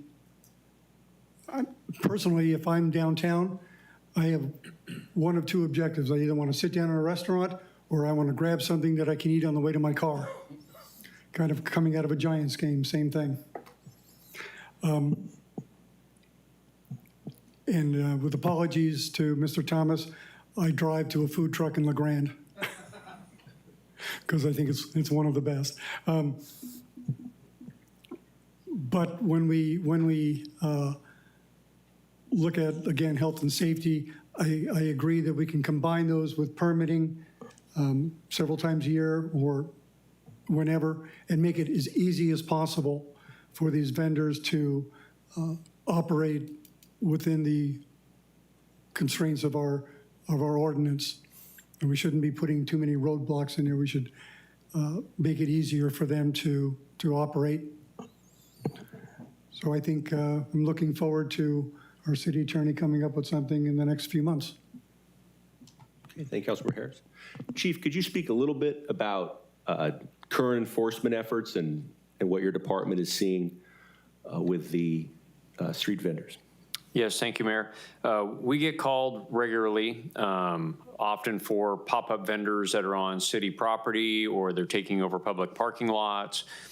The issue comes through the health and safety. I think you've all adequately addressed. Even our speakers understand this is about health and safety, and a lot of times we get the health inspector involved. Unfortunately, we deal with meats that are not being properly stored in refrigeration, and there's improper sanitation, and the health inspector is basically confiscating all of the food and equipment because it doesn't meet the health and safety requirements, and that's outside of the realm of the police department. The health inspector is deeming it unhealthy, and so we're kind of stuck at that point. It's no different than any restaurant that has gone through a health and safety inspection and has failed. They shut them down, and they confiscate the food because we don't want people getting sick. So from our stance, that's where a lot of these complaints come from. We get a lot of complaints about pop-up vendors cooking over dirt in dirt lots. That seems to be very common. And the safety concerns of the health aspect of the food. To your point, Councilmember Smith, it's usually not somebody selling flowers or selling something that's non-edible. It's usually food related when we get that kind of complaint. And then we work closely with our health department here, the county health department, and they come out with us and our code enforcement. But the bulk of our enforcement, Mayor, has to deal with, honestly, the health and safety aspects of what's going on. We do occasionally have the sidewalk cover over where the pop-up has taken over the entire sidewalk area, and we've had instances where individuals that have disabilities are needing the sidewalk for their mode of transportation, and they can't get by, and that creates a problem, and we can't create a vendor, and I don't think anybody would want us to create a vendor sidewalk event where an individual, let's say in a wheelchair, is unable to get home because the sidewalk's blocked. None of us want that. So, but unfortunately it happens. And so we have to go address that issue as well. So for us, it's mostly health and safety. It's mostly food, illness, and improper refrigeration and sanitation issues with the occasional sidewalk complaint. That's probably what we see the most of, Mayor. And then how equipped are your officers to investigate the health and safety issue? I mean, you're not, like you said, it can be challenging. You're not the health department. Yeah, we are not really equipped for that, but we know who to call. So we call the health department, and the health department will respond. There have been a few very challenging instances where we've had to figure out a way to take the food because the health department says none of this food they're confiscating it all, which creates a problem because we have to put that somewhere. And sometimes cooking equipment or lack thereof is confiscated as well. So it definitely is an issue that we need to discuss. I don't think anybody here is trying to prohibit anybody. I'll tell you right now, I mean, I'm down for a good street taco like everybody else, but I just want to know that what I'm eating is not going to get me sick. It wasn't stored improperly or not refrigerated properly, and that it's met health and safety guidelines. That is a small standard, I think, that we can hold as a city and have people available to, very few people that I've ever met are willing to cook food for the general public, but are not willing to, They don't want you sick. You don't come back when you get sick from eating that food. That's not good for business, let's just say that. So I think we all have the same goal here, whether it be the speakers or the council. We just need to formulate a plan that works for everybody. City Manager McBride. Thank you, Mayor. Really good discussion. I think you're hearing that there's lots of different types of mobile food vendors that are out there. Street carts, sidewalk carts, food trucks, pop-up vendors. I think it's part of the issue is trying to kind of determine what type of regulations are appropriate for which type. But I could tell you with regard to food preparation vendors that we're seeing, it's not just Merced that's dealing with this. This is countywide. There's a countywide working group. The county is creating this team along with public health. All the city managers are involved. I've invited the chief, the city attorney to support me at a meeting, which I believe is coming up next week. They'd like for all of us to talk about potential solutions that are out there. So we're going to look at draft ordinances. The purpose here is really, as the chief said, is about public health. There's more to it than that, though. Unfortunately, you've got trespassing on private property. You do have, trespassing even on public property. I would say that on the property that we have, there's nobody that has a permit to be operating on our properties. We haven't issued any, so there are liability issues that are beyond public health. So there's a myriad of issues that go on. I think that these could be solved, but it's going to take some creative work on our part, some patience on our part to go through it. But the basis is always about the health needs, right? Let's make sure no one's getting ill. And unfortunately, there are stories of extreme illnesses that have happened. And Mayor, to your point, we're not health inspectors. That's not what we do. We inspect for a lot of other things that are very important, but that's not what we do. That's just not our role at the city. Okay, thank you, Scott.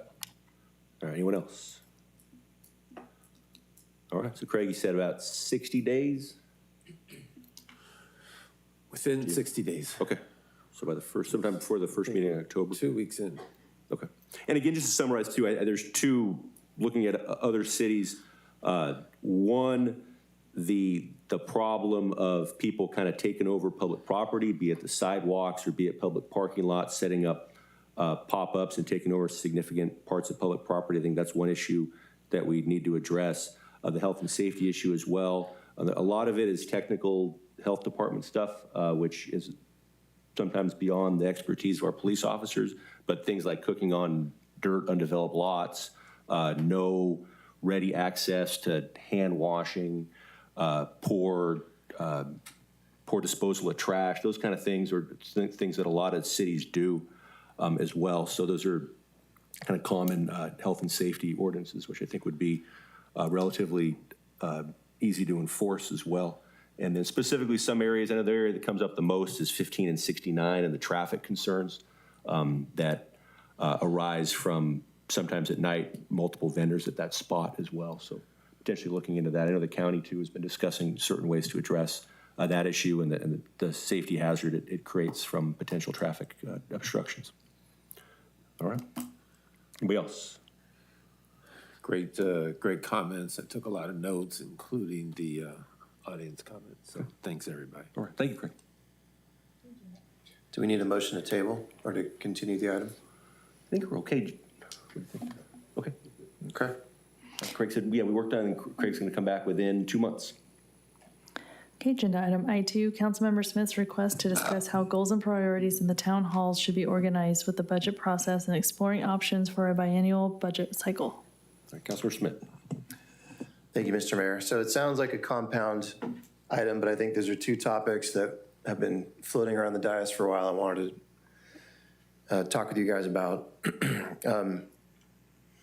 First, on the one hand, there's this concept of it being easier for staff and spreading out work, but also creating some more certainty for ourselves, for our bargaining groups, if the city moved to a 2-year budget cycle, whatever that is. And then tied to that, because it involves timing, is I want to have a discussion with you guys about the form that town halls and the goals and priorities process looks like. But first to the 2-year budget cycle. So I know I always start with the charter. It turns out that it's in our charter that council and the city have an annual budget cycle. And it's tied to our fiscal year, which starts on July 1 of every year. mildly surprised it's in the charter, but I think that has substantial weight. And I'll just speak for myself, but I don't have the interest in going to our residents with a referendum to try to change it to a 2-year cycle. So in a way, curious to get your thoughts that kind of moots it, but last week I had a conversation with Ms. Rodriguez, our finance officer, and Mr. McBride, our city manager, about within the confines of an annual budget process, what can be done that maybe makes things easier for everybody involved. And I'll give Venus credit for raising the observation that every year, even though it's an annual budget cycle, 80 to 90% of the budget is already programmed. These are operational costs. These are the costs of our collective bargaining agreements with our associations. There's really not a whole lot that we can do as a council to change those things. And so I think that where I come down is I'm not the expert on these sorts of things, but I would like to get your support to invite our finance officer to come back to us with a proposal for something that looks like a 2-year planning cycle on the operational and baked-in aspects of the budget, with a more traditional annual cycle on things that are discretionary, on capital projects, on one-time expenditures. And so that has a couple of benefits. It keeps the council and the community on the annual oversight cycle for expenditures that happen in that 1-year time frame, but it would allow the finance office to sort of spread out the work on the rest of the budget so that they're not crammed along with the discretionary measures per se to present everything all at once. What does that mean in budget terms? It means that the mid-year for that 2-year budget planning process is the annual budget cycle, but it's a mid-year check-in to make sure the budget is meeting cash flow and not potentially starting all over from scratch like we do every year. So I talked about it conceptually. Like I said, I'm not the expert, but I'll be looking for support to at least make a request to our finance officer to come back to us with a firm proposal on a 2-year planning process that overlays on the annual budget cycle called for by the charter. Any questions for me, or maybe we should drag Venus up to the mic? Councilor Harris. Yeah, Venus, if you want to start. Thank you, Mr. Mayor, and thank you, Councilmember Smith, for bringing this up. We have discussed it numerous times. Matter of fact, I went out and looked at different charter cities that do a biannual budget. They do it, a lot of them do it very much like that. They actually, their annual budget, they have an annual budget even though it's a biennial budget cycle, and it's basically just an update every year, and the annual things that don't fit into the 2-year are done that way. So I would defer to our city attorney on the legality of that, but I think there is precedence for the way they do that without changing, going to the voters and having to change the charter. I'm pretty sure that Venus would like to do something on a biannual basis, but I won't put words in her mouth. I'll let her tell us herself. Venus. Good evening, Mayor, members of the council. Yes, we did meet with Councilmember Smith last week, and I think I've said it probably several times as discussions of the budget come up, and we talk about potentially going to a two-year budget. We know that the charter does say we have to adopt annually, so that would require a ballot measure if we wanted to do that. If that is not the case, then something that I was potentially proposing was for staff to work on an to plan for a 2-year operating budget, but you would come back to council to approve that budget in May, right? So it's your annual budget being approved, but you pretty much have it set as far as operating, and then what you would come back for are the one-time things, right? You would set your community funding, but then you would come and say, who is that community funding going to go to? You would set projects to be determined for roads and projects, but then on that mid-year, you would say, where would that money actually go? To which projects would they go? So that you're setting those things while you're adopting the budget in May, if that makes sense.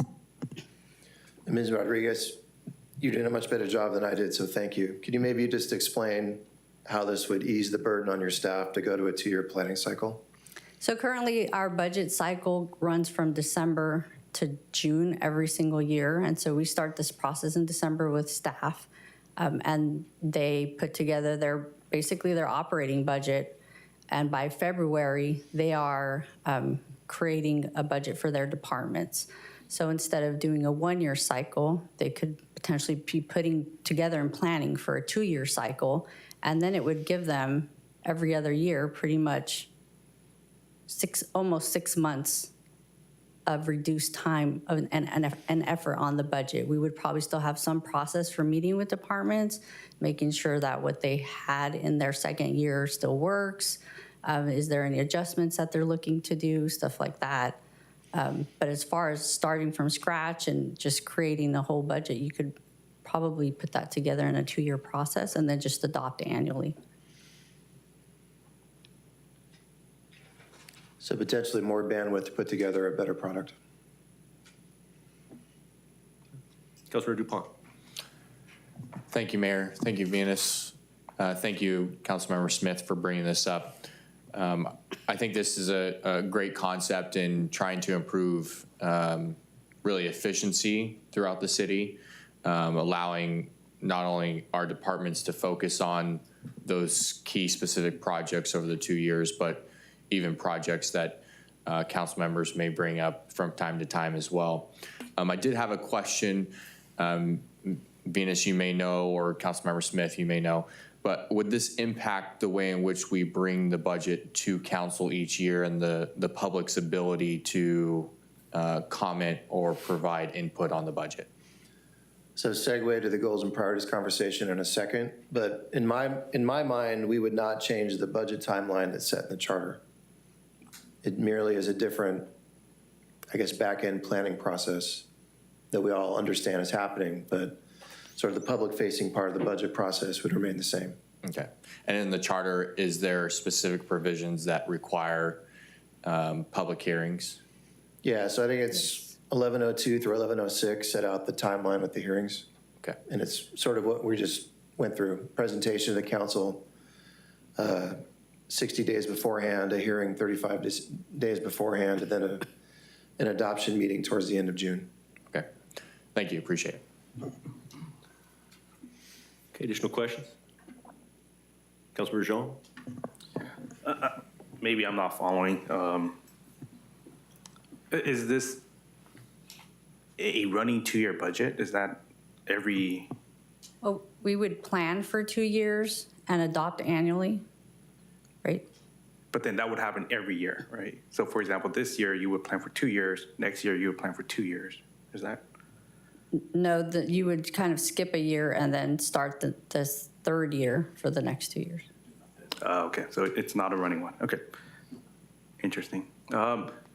Yeah, I mean, to me, I would like to see like a presentation at some point of like what's being proposed relative to what we currently have and how those presentations are going to change, right? Relative to the numbers, the number of years that we have on there. Because right now it's just not clicking in my head other than it being 2 years and less work. But I would like to see the details behind it. Share some more details to answer his question. Well, so I'd probably have to go back and just work on it a little bit in more detail, right? But in my mind, what comes to you, what you guys see every year would not change. It's really the staff. What the staff does every year is, and the timing that we do it, that's what would change. Councilor Smith. I mean, tonight I just want to make sure we're clear. My only ask is that we, whether by motion or our consensus, ask the finance officer and the city manager to come back to us with a proposal like Councilmember Zhang is asking for. If there's sufficient interest in the concept, I think it bears a further discussion with something in writing in front of us, in front of the community. But I'm hearing enough of a chance that there are efficiency benefits for Venus's team and for everybody involved in the budget process that I think it's worth exploring a little bit more. And potentially get some feedback from our associations as well. Sounds good. I'm seeing head nodding. Mr. Mayor, do you want me to make a motion, or is that sufficient? No, for you? I think, yeah, the issue is we have, as required by the charter, we have to approve a budget every year. We have a one-year budget cycle. However, I think hopefully all of us are in agreement that the finance department should conduct matters as efficiently as possible. And personally, I give a ton of deference to Scott and to Venus and everybody else on how to run their departments in the most efficient manner possible. So I think, if we have our finance officer here telling us that there's a more efficient way to do things, then we should be doing it. Councilor Jean. Yeah, and to that point, I guess, and Venus, you mentioned it doesn't impact anything that we see or make decisions on. It's more on how staff does the work. I'm not sure how that's something we need to make decisions on up here. Shouldn't that just be like an administrative process behind it rather than council? No, that's another good point too. Venus, what do you say to that in terms of? Well, I think that the discussion started by potentially going to adopting a biennial budget, right? And I think the fact that the charter requires an annual is probably the challenge. And so I think it became, how can we make it better and work with goals and priorities? Because goals and priorities is also a challenge every year. By the time you're adopting goals and priorities, we've pretty much set a budget. And then it becomes staff doing things twice, right? We've done it once, now you set goals and priorities. Now what do we have to change to meet anything new on the goals and priorities list? So I think it's part of that too. And how you guys want to set your goals and priorities to then coincide with potentially a 2-year planning process, not necessarily biennial budget adoption, but a 2-year planning process. Okay. Anything from the public so far, Jennifer? We do have 2 request to speak forms. Okay.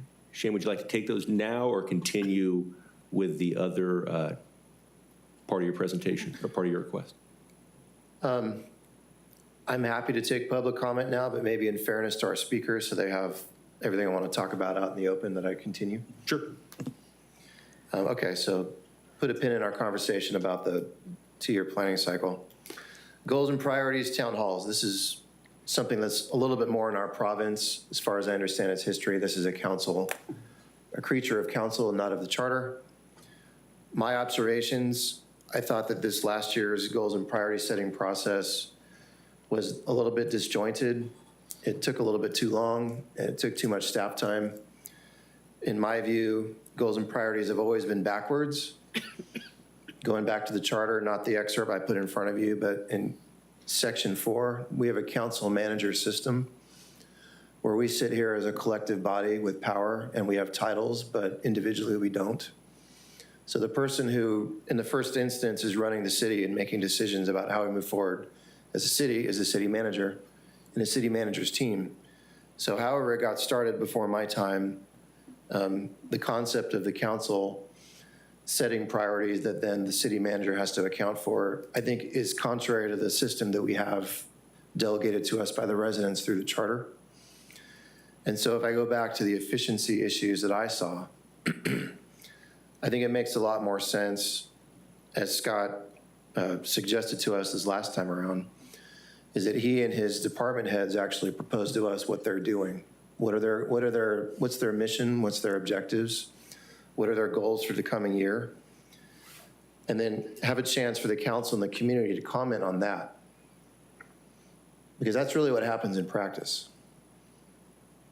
So I think goals and priorities have a chance to actually matter a little more if the community and then us give feedback and in appropriate ways direction on what the city is actually doing, as opposed to us parachuting in and trying to set policy when we really don't have the province to do it. So there's that. Also the town halls, we've had some great cycles where town halls have been well attended and we've gotten genuine, important feedback. There's also been times like this last year where 2 were not really well attended and a 3rd was well attended, but just frankly, it was a lot of people from out of town who were here to advocate for an issue outside of our jurisdiction. And that doesn't do our residents any favors. So to me, a working goals and priorities process would be something like, in January, the city manager moves up the publication of his staff's mission and objectives for the coming year, we and the community have about 30 days to consider it. We then have a town hall that kind of is a little bit like a quasi-public hearing sometime in February, where we as a council and the city manager and his team receive feedback from the residents who are giving feedback on what the city is actually proposing to do. And then we have a second meeting, maybe 2 weeks later, where it's the council that gives feedback directly to the city manager in public based on what we heard from the public. I like that kind of setup because I think it actually makes a lot more sense with the way that we're set up constitutionally, but it also makes the goals and priorities matter. It means that we have to get it done on time, and it has to be something that's accounted for in the budget. You know, right now, we're creating this document, and the goals and priorities were adopted in parallel with the budget this year. It didn't work. Just for discussion, in the conversation with Scott and Venus, we kind of toyed with the idea of moving the town halls into October, November. I think from a budget planning cycle, which you guys have the 24-25 version of, that makes sense in the off-election year. My concern would be on the years there's a council election, that budget process then becomes politicized. So I personally don't favor pushing town halls and goals and priorities into October, November for that reason. I want it to be constructive. And I think if there's a new council, that new council deserves to weigh in on the budget they're going to be asked to adopt.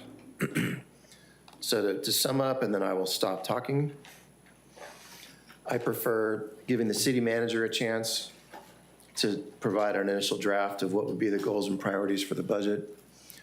We have a specific town hall where the public is invited to give us comments on that we listen to. We have a chance to interpret it, and then 2 weeks later, we have a separate meeting where we give feedback to the city manager in public in view of what the public has told us. And I would envision that happening in a January through early March timeframe each year during the budget process. I'll turn off the fire hose for a second. Jennifer. Can we get Ashley Marie Suarez and Curtis Thomas to the podium, please?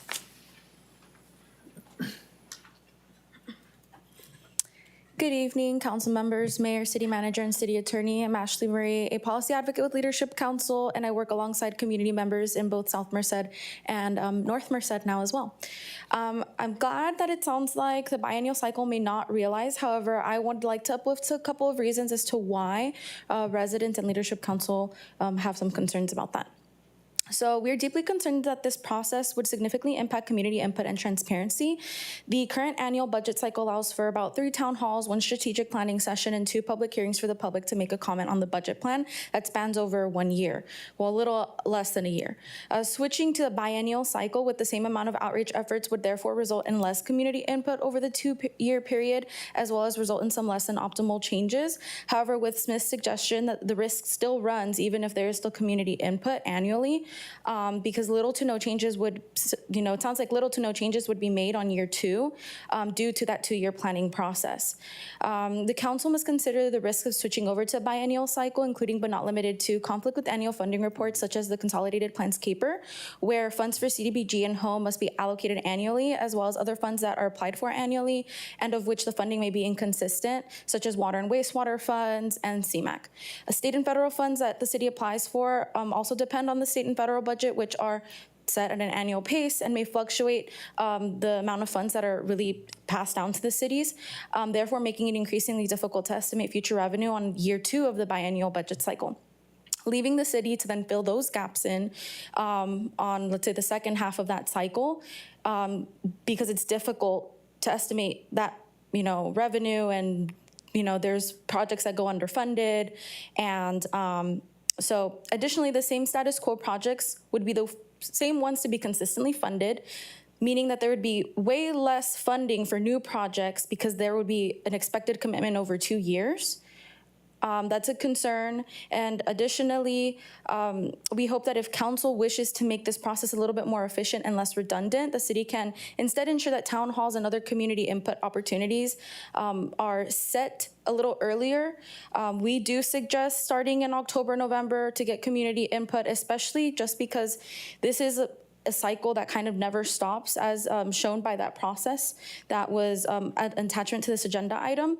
If we want to really align these priorities with budget, department budget, as well as community priorities. They kind of need to be dealt with at the same time, not one after the other. And so I just want to highlight that the goals and priorities and the town halls don't really seem like a good opportunity for folks to make comments when there is less and less funding to be spent. So we just want to, let you know that there's residents that we work alongside that make these priorities, that have made these comments in the past, and we hope that you can consider these comments. Okay, thank you, Ashley.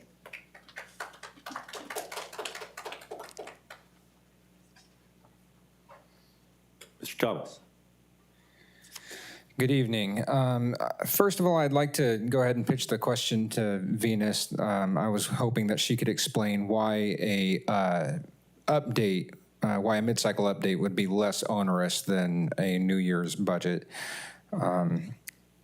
So that being pitched out, I'd also like to mention that 2 years seems a little long for a budget cycle for a city that's growing the way that ours is. And also, city finances can be pretty volatile at times. I think we've seen that borne out pretty well over the last 20 years.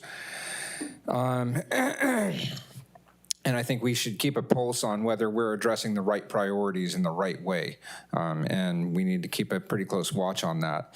I think my bigger concern is with the community engagement with goals and priorities. The city manager is not directly elected by the public.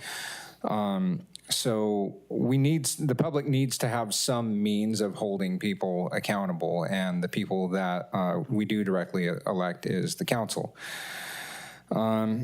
Additionally, if we're only commenting on the goals and priorities draft, that I could see a situation where that potentially shuts out needs that are not foreseen by the city council or by the city manager, because it's not on the draft and not relevant to what's being discussed. So suffice it to say, I'm against this change.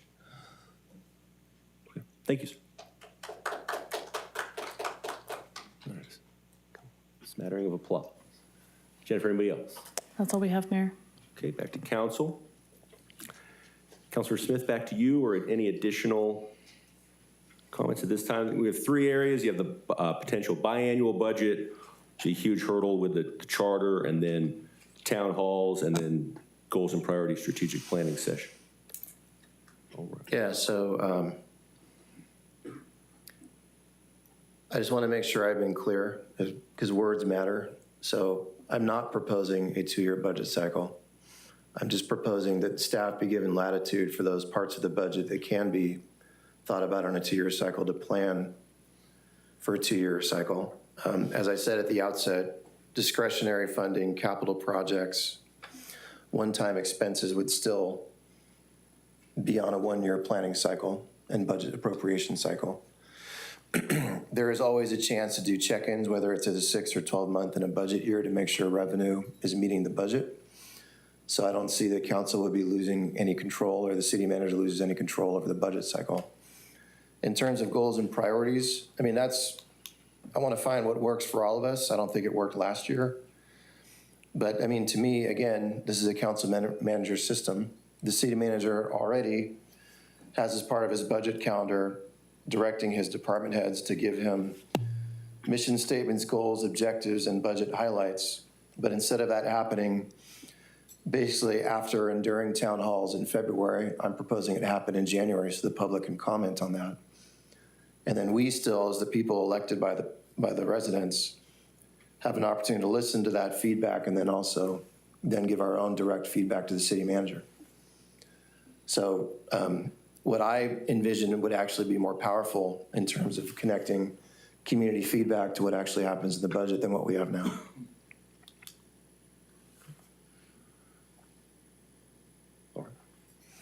comments? Councilor DuPont? Thank you, Mayor. Thank you, Councilmember Smith, for bringing up this issue.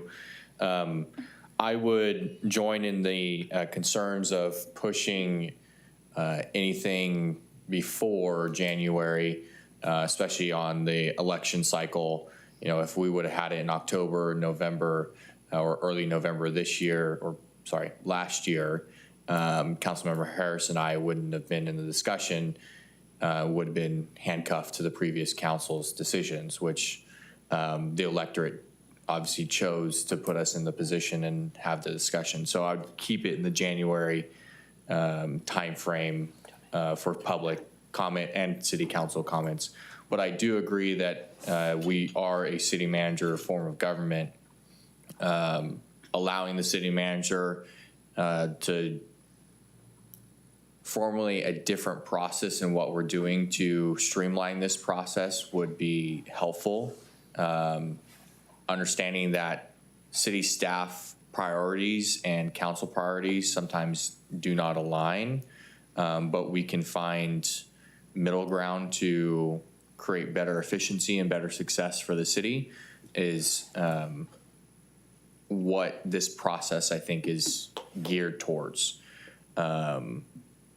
This previous process, I think there was a lot of new ideas and new tasks that people wanted to do on the council that did not want to follow the previous council. That's why it took so long. And I do agree that the previous goal, this current goals and priorities matching up with pretty much the same time in which the budget was adopted is not what goals and priorities is intended to do. So allowing the city manager to start that process does not mean that what I'm hearing does not mean that city council and the public cannot comment and even provide input on what we believe the public is telling us, right? If we're hearing something from our constituents within our district of we're looking for X, we can still advocate for X in this process. It's just at a streamlined, more efficient way to conduct it because the city manager is doing it first. So I agree with the process. I think the updated schedule and him and the city manager bringing it to us would be more beneficial for really us and the public to move forward. Councilor Harris. Thank you, Mayor.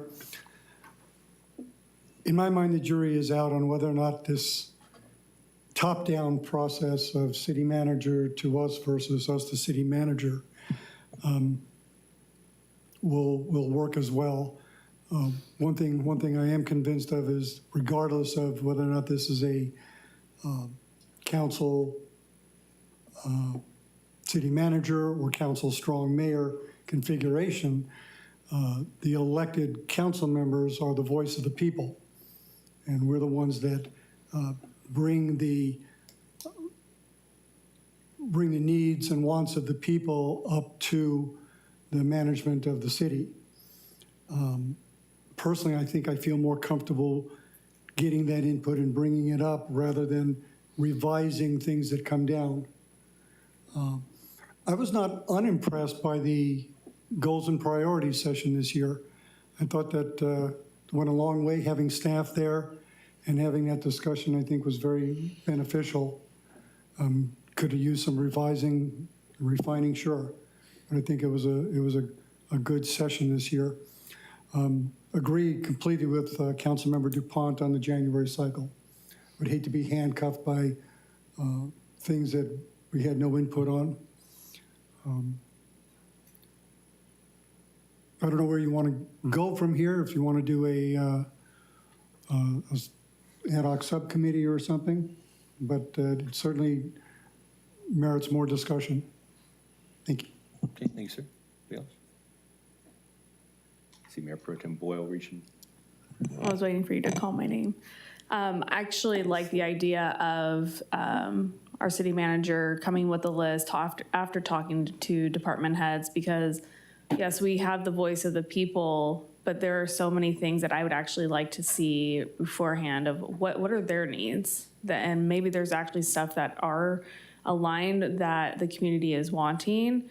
But I just don't want them to create this list and then we come in with our list and it's like, well, we don't want to see your list anymore. And I'm not saying that's what we're doing, but I feel like this last few years, that's kind of just what I've been feeling, that our department heads their wants and needs are just not looked at as much as ours. And sometimes ours, especially when it comes to budget, the projects don't even happen for years to come. So I think as long as we're putting them on the list, but I would like to see the department staff or the department heads to provide a list of what are the things that they're seeing to make sure that the city is running efficiently.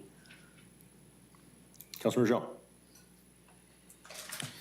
Yeah, I think there needs to be a balance between operational needs and community needs, right? So I do agree that the city manager should draft up the first version of the goals and priorities, and then that goes out to review, as Councilmember Smith outlined. I would add on to here that the town hall should be an annual process, right?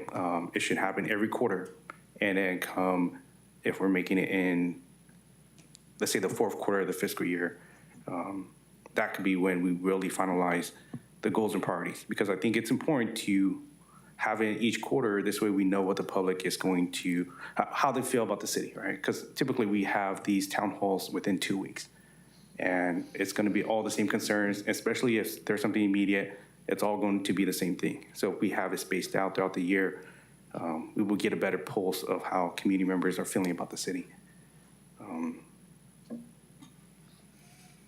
Yeah, that'll be my point here. So to make sure I'm clear, I completely agree. We should keep annual town halls.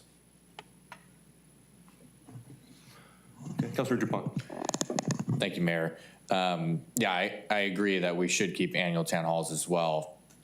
I don't quite get the quarterly town halls because we got to adopt the goals and priorities at a specific time. So quarterly, it would be backwards. We would be having town halls with nothing to discuss in sense of goals and priorities.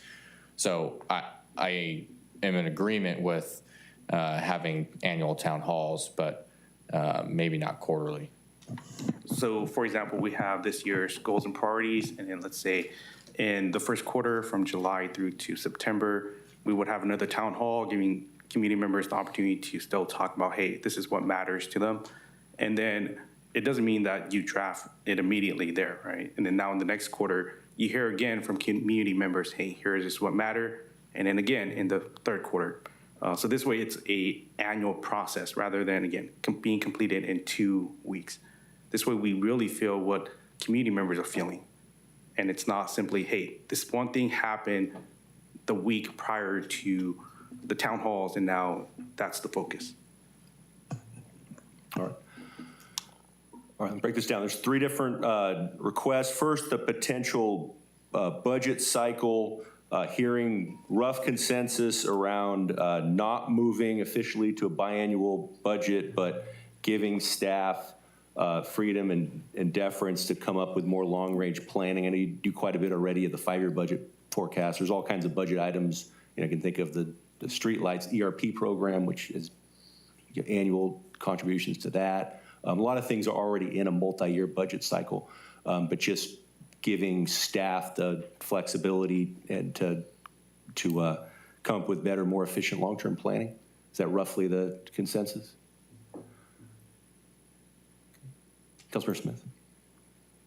I think that's the consensus I'm hearing. Okay. Need a motion to that effect, or is that sufficient direction? Okay. Yeah, that's fine. I mean, on that point, I would just make sure you guys agree with asking Ms. Rodriguez to come back in a couple, 3 meetings and flesh out this idea for us, and then we can give her some final comments. Okay. Somebody raised an important point. Since we've gone this direction, do we even need to weigh in? Maybe we don't. It'd be nice to know, though. Yeah. Yeah, we want to know. I mean, part of it, too, is we're here to make sure that and that's the huge reason for council meetings, too, right? We're here to make sure staff is doing their job properly. And that's why so many items have to come before us for approval. It's a sunlight provision in order to make sure that things aren't done in secret. All right, town halls. Hearing support for keeping the 3 town halls as we've done for, I know, Frank, how long have we done the 3 town halls, north, south, and central? Okay. So hearing support to maintain that, but there was some discussion about moving them up, October, September, possibly. Seems to be little support to move them up, so mostly keeping them where they are, January, February. Problem two, and there's no perfect answer here too. I think this point Scott's made a few times is that the town halls and the process gets, it gets difficult because staff is already in their budgetary process and in the town hall start. But I think council members bring up some good points too, where it comes to the election cycle. November, December is really difficult because of the holidays and all the different, just getting community outreach and community engagement around that time, I think is be a lot more challenging.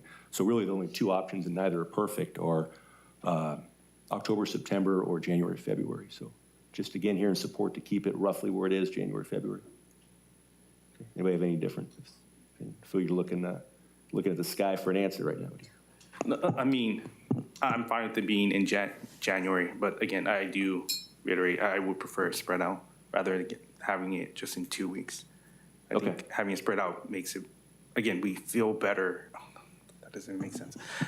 We get a better feel of what the community needs are. So if somebody's bringing up an issue in, let's say, September during those town hall, and then they bring it back up in December or January, and they bring it back up during these town halls as they're spaced out. Yeah, we pick the dates, and they always come before us, and then we have, everybody brings their calendars out, and so I think that's a good point, though, potentially we could spread them out. Sometimes they're very impacted. We'll have 2 in a week. We've done that before. Yeah, that's what I mean, like, it's all very squeezed in together, and so we should just space them out.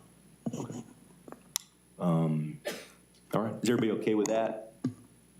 Stay January, February, but then they're gonna come to us for dates, as they always do. I'm fine with January and February, but I believe that we're given the dates in early January, and I think that's where we should be doing that earlier. Then we can advertise it more.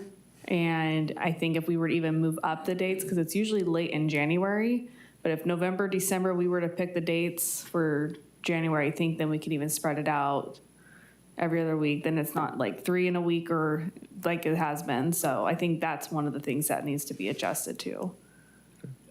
Councilman Harris. Thank you, Mayor.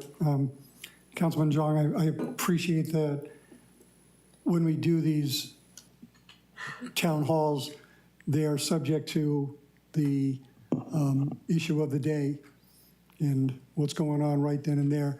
But then it's our job the rest of the year to listen to our constituents and to understand what their concerns are and bring them back.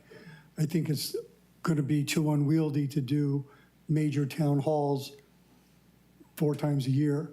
I know I intend to have a district town hall at some point, and I think other council members will do that also. The mayor has volunteered to go throughout the entire city door to door, which he's well on his way to doing. So stretching out a little bit between that 2-week period, I think is a good idea, but I think it's our job the rest of the year to go out and get the pulse of the community. Okay. Councilor Dupont. I would stick to January, February, but I would join in the comments from Mayor Pro Tem Boyle that if we could get the dates out earlier and have earlier town halls in January would be helpful. Okay. Sounds good. All right. Everybody good there? Anybody have any? It seems like there's a consensus around January, February. Try to get the dates out as early as possible. Okay, seeing nods. Is that a new one, Councilman Jean? Yes, I did want to request if we're able to get progress reports on prior year goals and priorities. So for example, when we're meeting, or when the city manager drafts up the goals and priority, if we could get alongside that a progress report of what happened the prior year with the goals and priorities.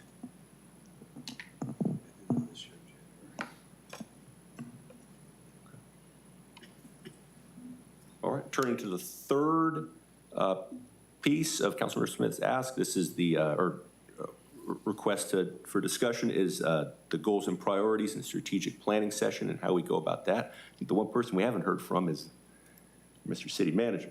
If you have a preference or a way that you think, a lot of this is how to best, I think, have staff and council communicate, bring people together. I think this city and any city in a council manager form of government works best when staff and council are aligned.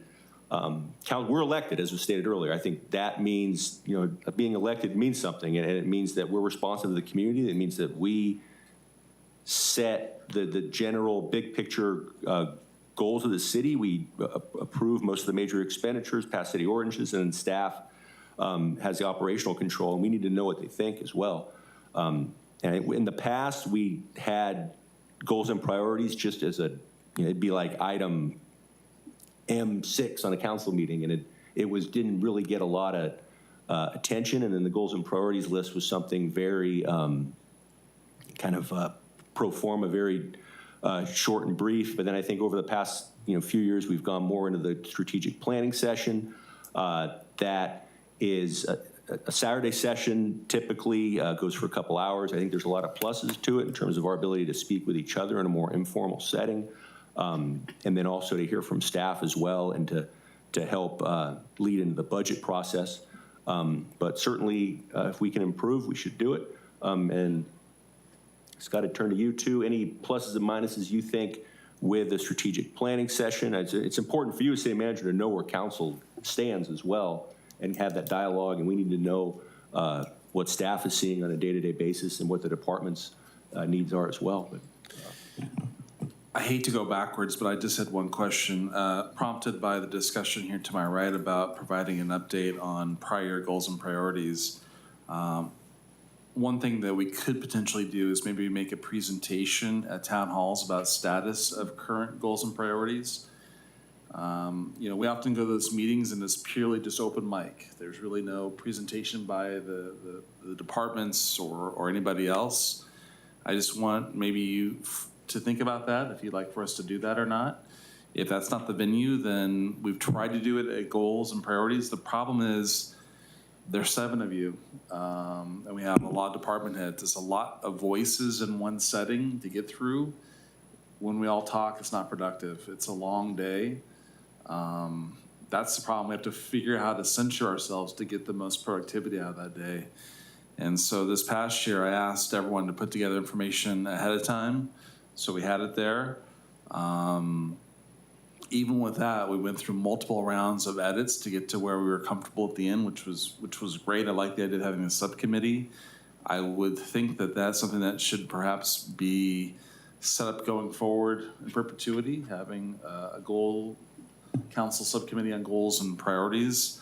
Mayor, I don't know if I can answer your question honestly, because no, you're doing it. It's a lot to do in one day. It truly is. I think what's most beneficial for us is I heard a little bit about like we're on different pages. Honestly, we're here to serve the community and the council. The problem is many of the issues we work on are so complex. They take up a lot of time, and the projects are difficult. They take years to get funding together. And the issues we face every day often take us away from your priorities. Not that we want to ignore them, we just have a hard time doing the work. And we had so many long-term vacancies in certain areas that it becomes challenging to deal with it. So I think you know that. I'm not trying to tell anything you don't know, but that's just the reality of what we face every day. I think if we had the goals and priorities format that we have now, but just right now it's very open, and we can bring up essentially any topic in a way and discuss all these different topics. When you do that there's time constraints, and then the conversation can move in 100 different ways. I think there's a lot of value in hearing what all of us think, and it streamlines things in a lot of ways for the rest of the year, especially through budget.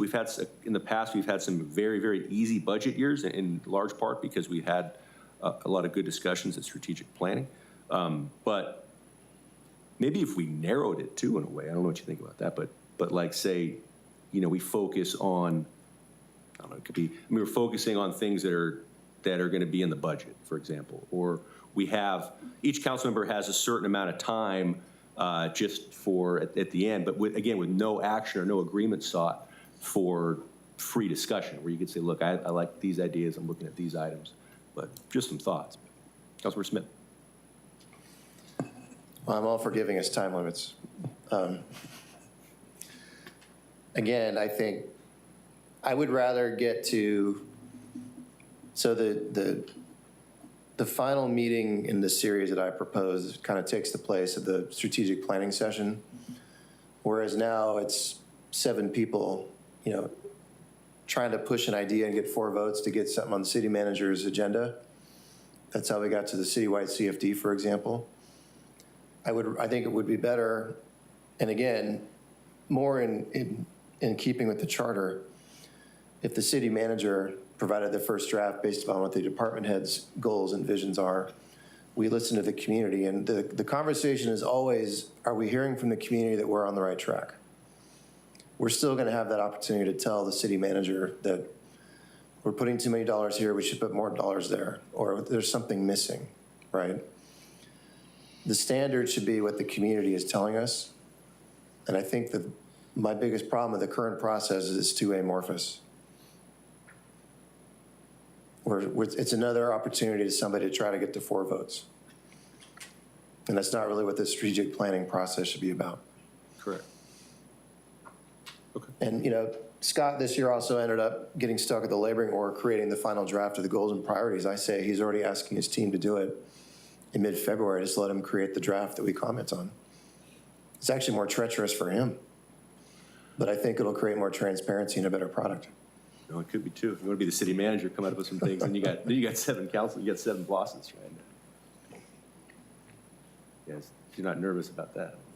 Go ahead. I mean, one thing we could do is we could provide you some draft ideas in January before you go out to the public, where you could discuss them here, but they're not really provided out there. So you have something that you can look at, provide some feedback here for thought. You know, kind of a hybrid system as well.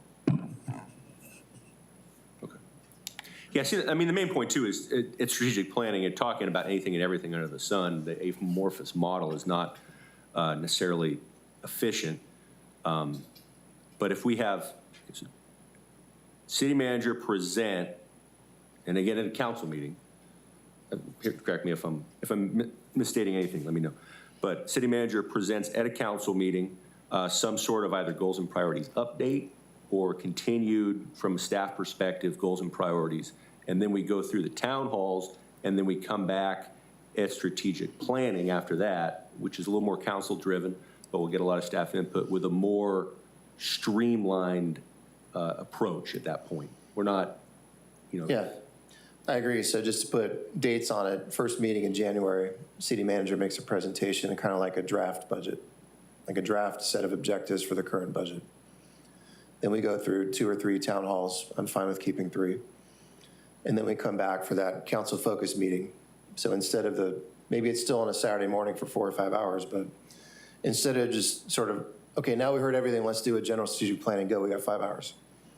We're starting with the document that Scott gave us in January. We've heard the public comment, and that kind of creates the guardrails naturally on our conversation. I think it's worth giving it a try. Sounds good. What if you called, what's the guy here, not, but instead of strategic planning, it's a budget workshop? Yeah. I mean, almost. Yeah. Change it. Okay. I mean, particularly when we still have the future agenda item throughout the year to bring up new initiatives. Okay. Sounds good to me. All right, so summing up, January, first meeting in January, some sort of brief city manager presentation on goals and priorities progress. And then. Do you do the 5-year forecast at that same meeting? Normally, 5-year forecast is November, but I think we did it this year in January because of new council members coming on board. So I want to mix that in because they're very important and very tight. Okay. Does that make sense, Venus? Do them both together, either in November or January? We can, yeah. Okay. Yeah, makes a lot of sense. Okay. That, and we go through town halls, and we come back for strategic planning, but with the understanding that there's going to be a narrower approach, primarily focused on budget. Does Sound good? Okay. All right. Everybody good with that? Yeah. Want to stick around and keep talking about it for a while? Everybody's good? Okay. Is that enough direction or are we in a motion? Yeah. That's fine. That's good.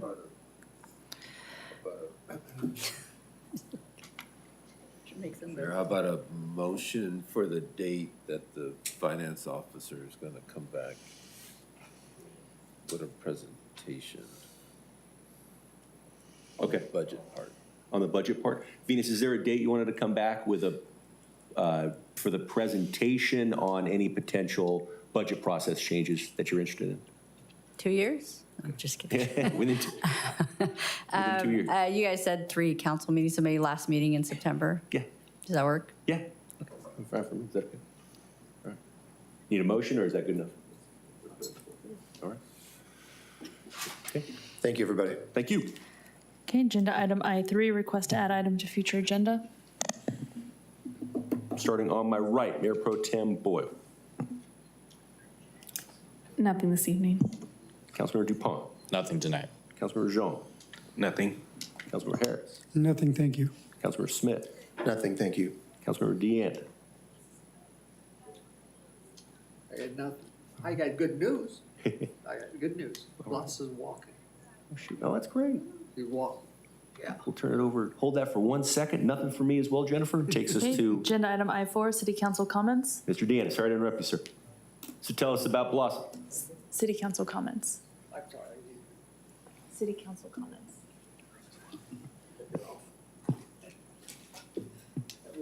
That would be good. Ronnie, how's Blasa doing? Well, how's Blasa doing? She's doing great. Great. She's doing great. She's, yesterday, Friday's the first day she actually walked without any, cane or anything, Awesome. okay? Tony Hernandez, the owner of Roscoe Creek, says today we're gonna walk. He said, we're gonna walk inside, but you're not gonna take your cane. And she did. She did. He said, boy, that's fantastic. She wrote, I don't know how big or an area she walked in, but she walked it twice with him. He said, boy, that's fantastic. So today, she walked outside with one of the assistants. And he says, okay, we're done. And she says, wait a minute, we can do this twice. He says, no, I'm too tired. But it's really great. She's No, it's great to hear, Ronnie. We miss her around here. She's always been a great presence at the council meetings. it's the best thing that's happened to us in a long time. You know. Good to hear. Now, you know, most of you know that I hurt my shoulder almost a year ago. Should have had it done by now. And the night the Blossom broke, or they took her to Sacramento, actually, the doctor called me and said, we're gonna do this tomorrow. And I got a call from Fresno saying, we're gonna make an arrangements for you. And I said, not now. He said, what do you mean? I said, well, I said, my wife fell. He said, how seriously? She broke her hip. I said, oh, well, you know what? You call us when she's well, then we'll do your surgery. So, it's good news. It's good news. Oh, it's good to hear. Makes sense. Yeah. Thank you. Thank you, sir. Councilmember Smith. Appreciate everything you guys do for us. Well, good news about Blaza, and I want to, nothing we said tonight was as important as the police department fighting the bear sign, for sure. That's the coolest thing I've seen in a long, long time. So great job, guys. Couple of updates I should give you all as the council member for District 4. So I've continued to have meetings with my constituents about the placement of the AT&T sign and the cell tower, not the sign, and the process by which the placement decision was made. I've got a meeting with some of my constituents over Highland Park coming up and hope to get some additional feedback on the impacts that they will experience, and I can bring this back to council. on the, for lack of a better term, the surgery center proposed development behind Awani. I want to let you all know it's not necessarily a secret, but I didn't bring it up last time because I was so tired, it was so late. So the developer in the neighborhood had a meeting in Sam Pipes the Wednesday after the council meeting when the project was sent back to Planning Commission. The dialogue for maybe about an hour and a half, 2 hours. I thought it was an important and wish it would have happened sooner opportunity for the developer in the neighborhood to just talk and hear each other. Francisco from our team was there. I stayed towards the end. I really didn't say a lot to the very end. And, we'll see where this goes, what happens in writing. But the developer made some concessions to the neighbors. And at least in the context of the meeting, promised to explore an all single-story development, which would ameliorate one of the principal concerns of the neighborhood and also reduce the density within the planned development, again, ameliorating one of the principal concerns of the neighborhood. So, hopefully kind of forcing people to talk and trying to make sure this process unfolded, perhaps the people involved found a resolution that won't require us to sit in adjudicative capacity again. So we'll see. It's going to be up to everybody, and not up to me and not up to to us. But I'm optimistic. And so as I continue to take these meetings and hearing the community, it just strikes me that Merced is really outgrowing the government underpinnings that we are asked to uphold. And I don't know necessarily what that means, but it just seems to me that our city, the needs of our city and our residents are asking the people up here to be doing more than what we're allowed to do in the charter. And so it might be worth a discussion at a future time to make sure that the foundation of our city government is actually keeping pace with where Merced is as a community today. But this is council comments, not future agenda items, so I will pass the shoe. Councilmember Harris. Thank you. Nothing from me tonight except thank you for bringing our bear home to us. Councilmember Zhang. Councilmember Zhang, anything for council comments? Councilmember Dupont. Thank you, Mayor. Again, thank you to the police department for their excellent work. You made Director Jensen a very, very happy man tonight. A happy bear, the city manager is saying. So thank you very much for all your hard work. I do want to bring up some things that are going on in the district. There's current construction that's going on at East Street and 11th and D Street for sidewalk repair and crosswalk repair around Don Stoll Elementary. So as we get closer to school time, please be mindful of the construction and pay attention to your surroundings, as well as the child's multi-use pathway.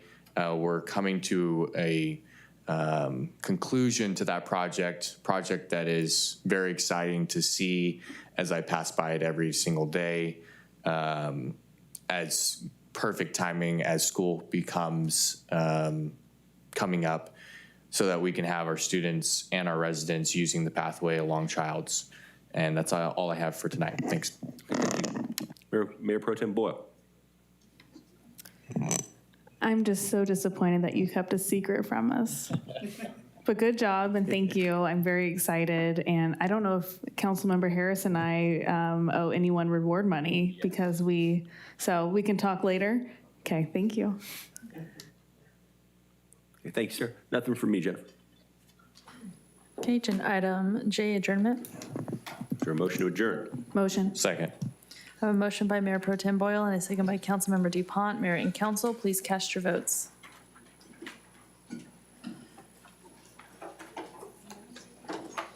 Okay, and the motion passes unanimously.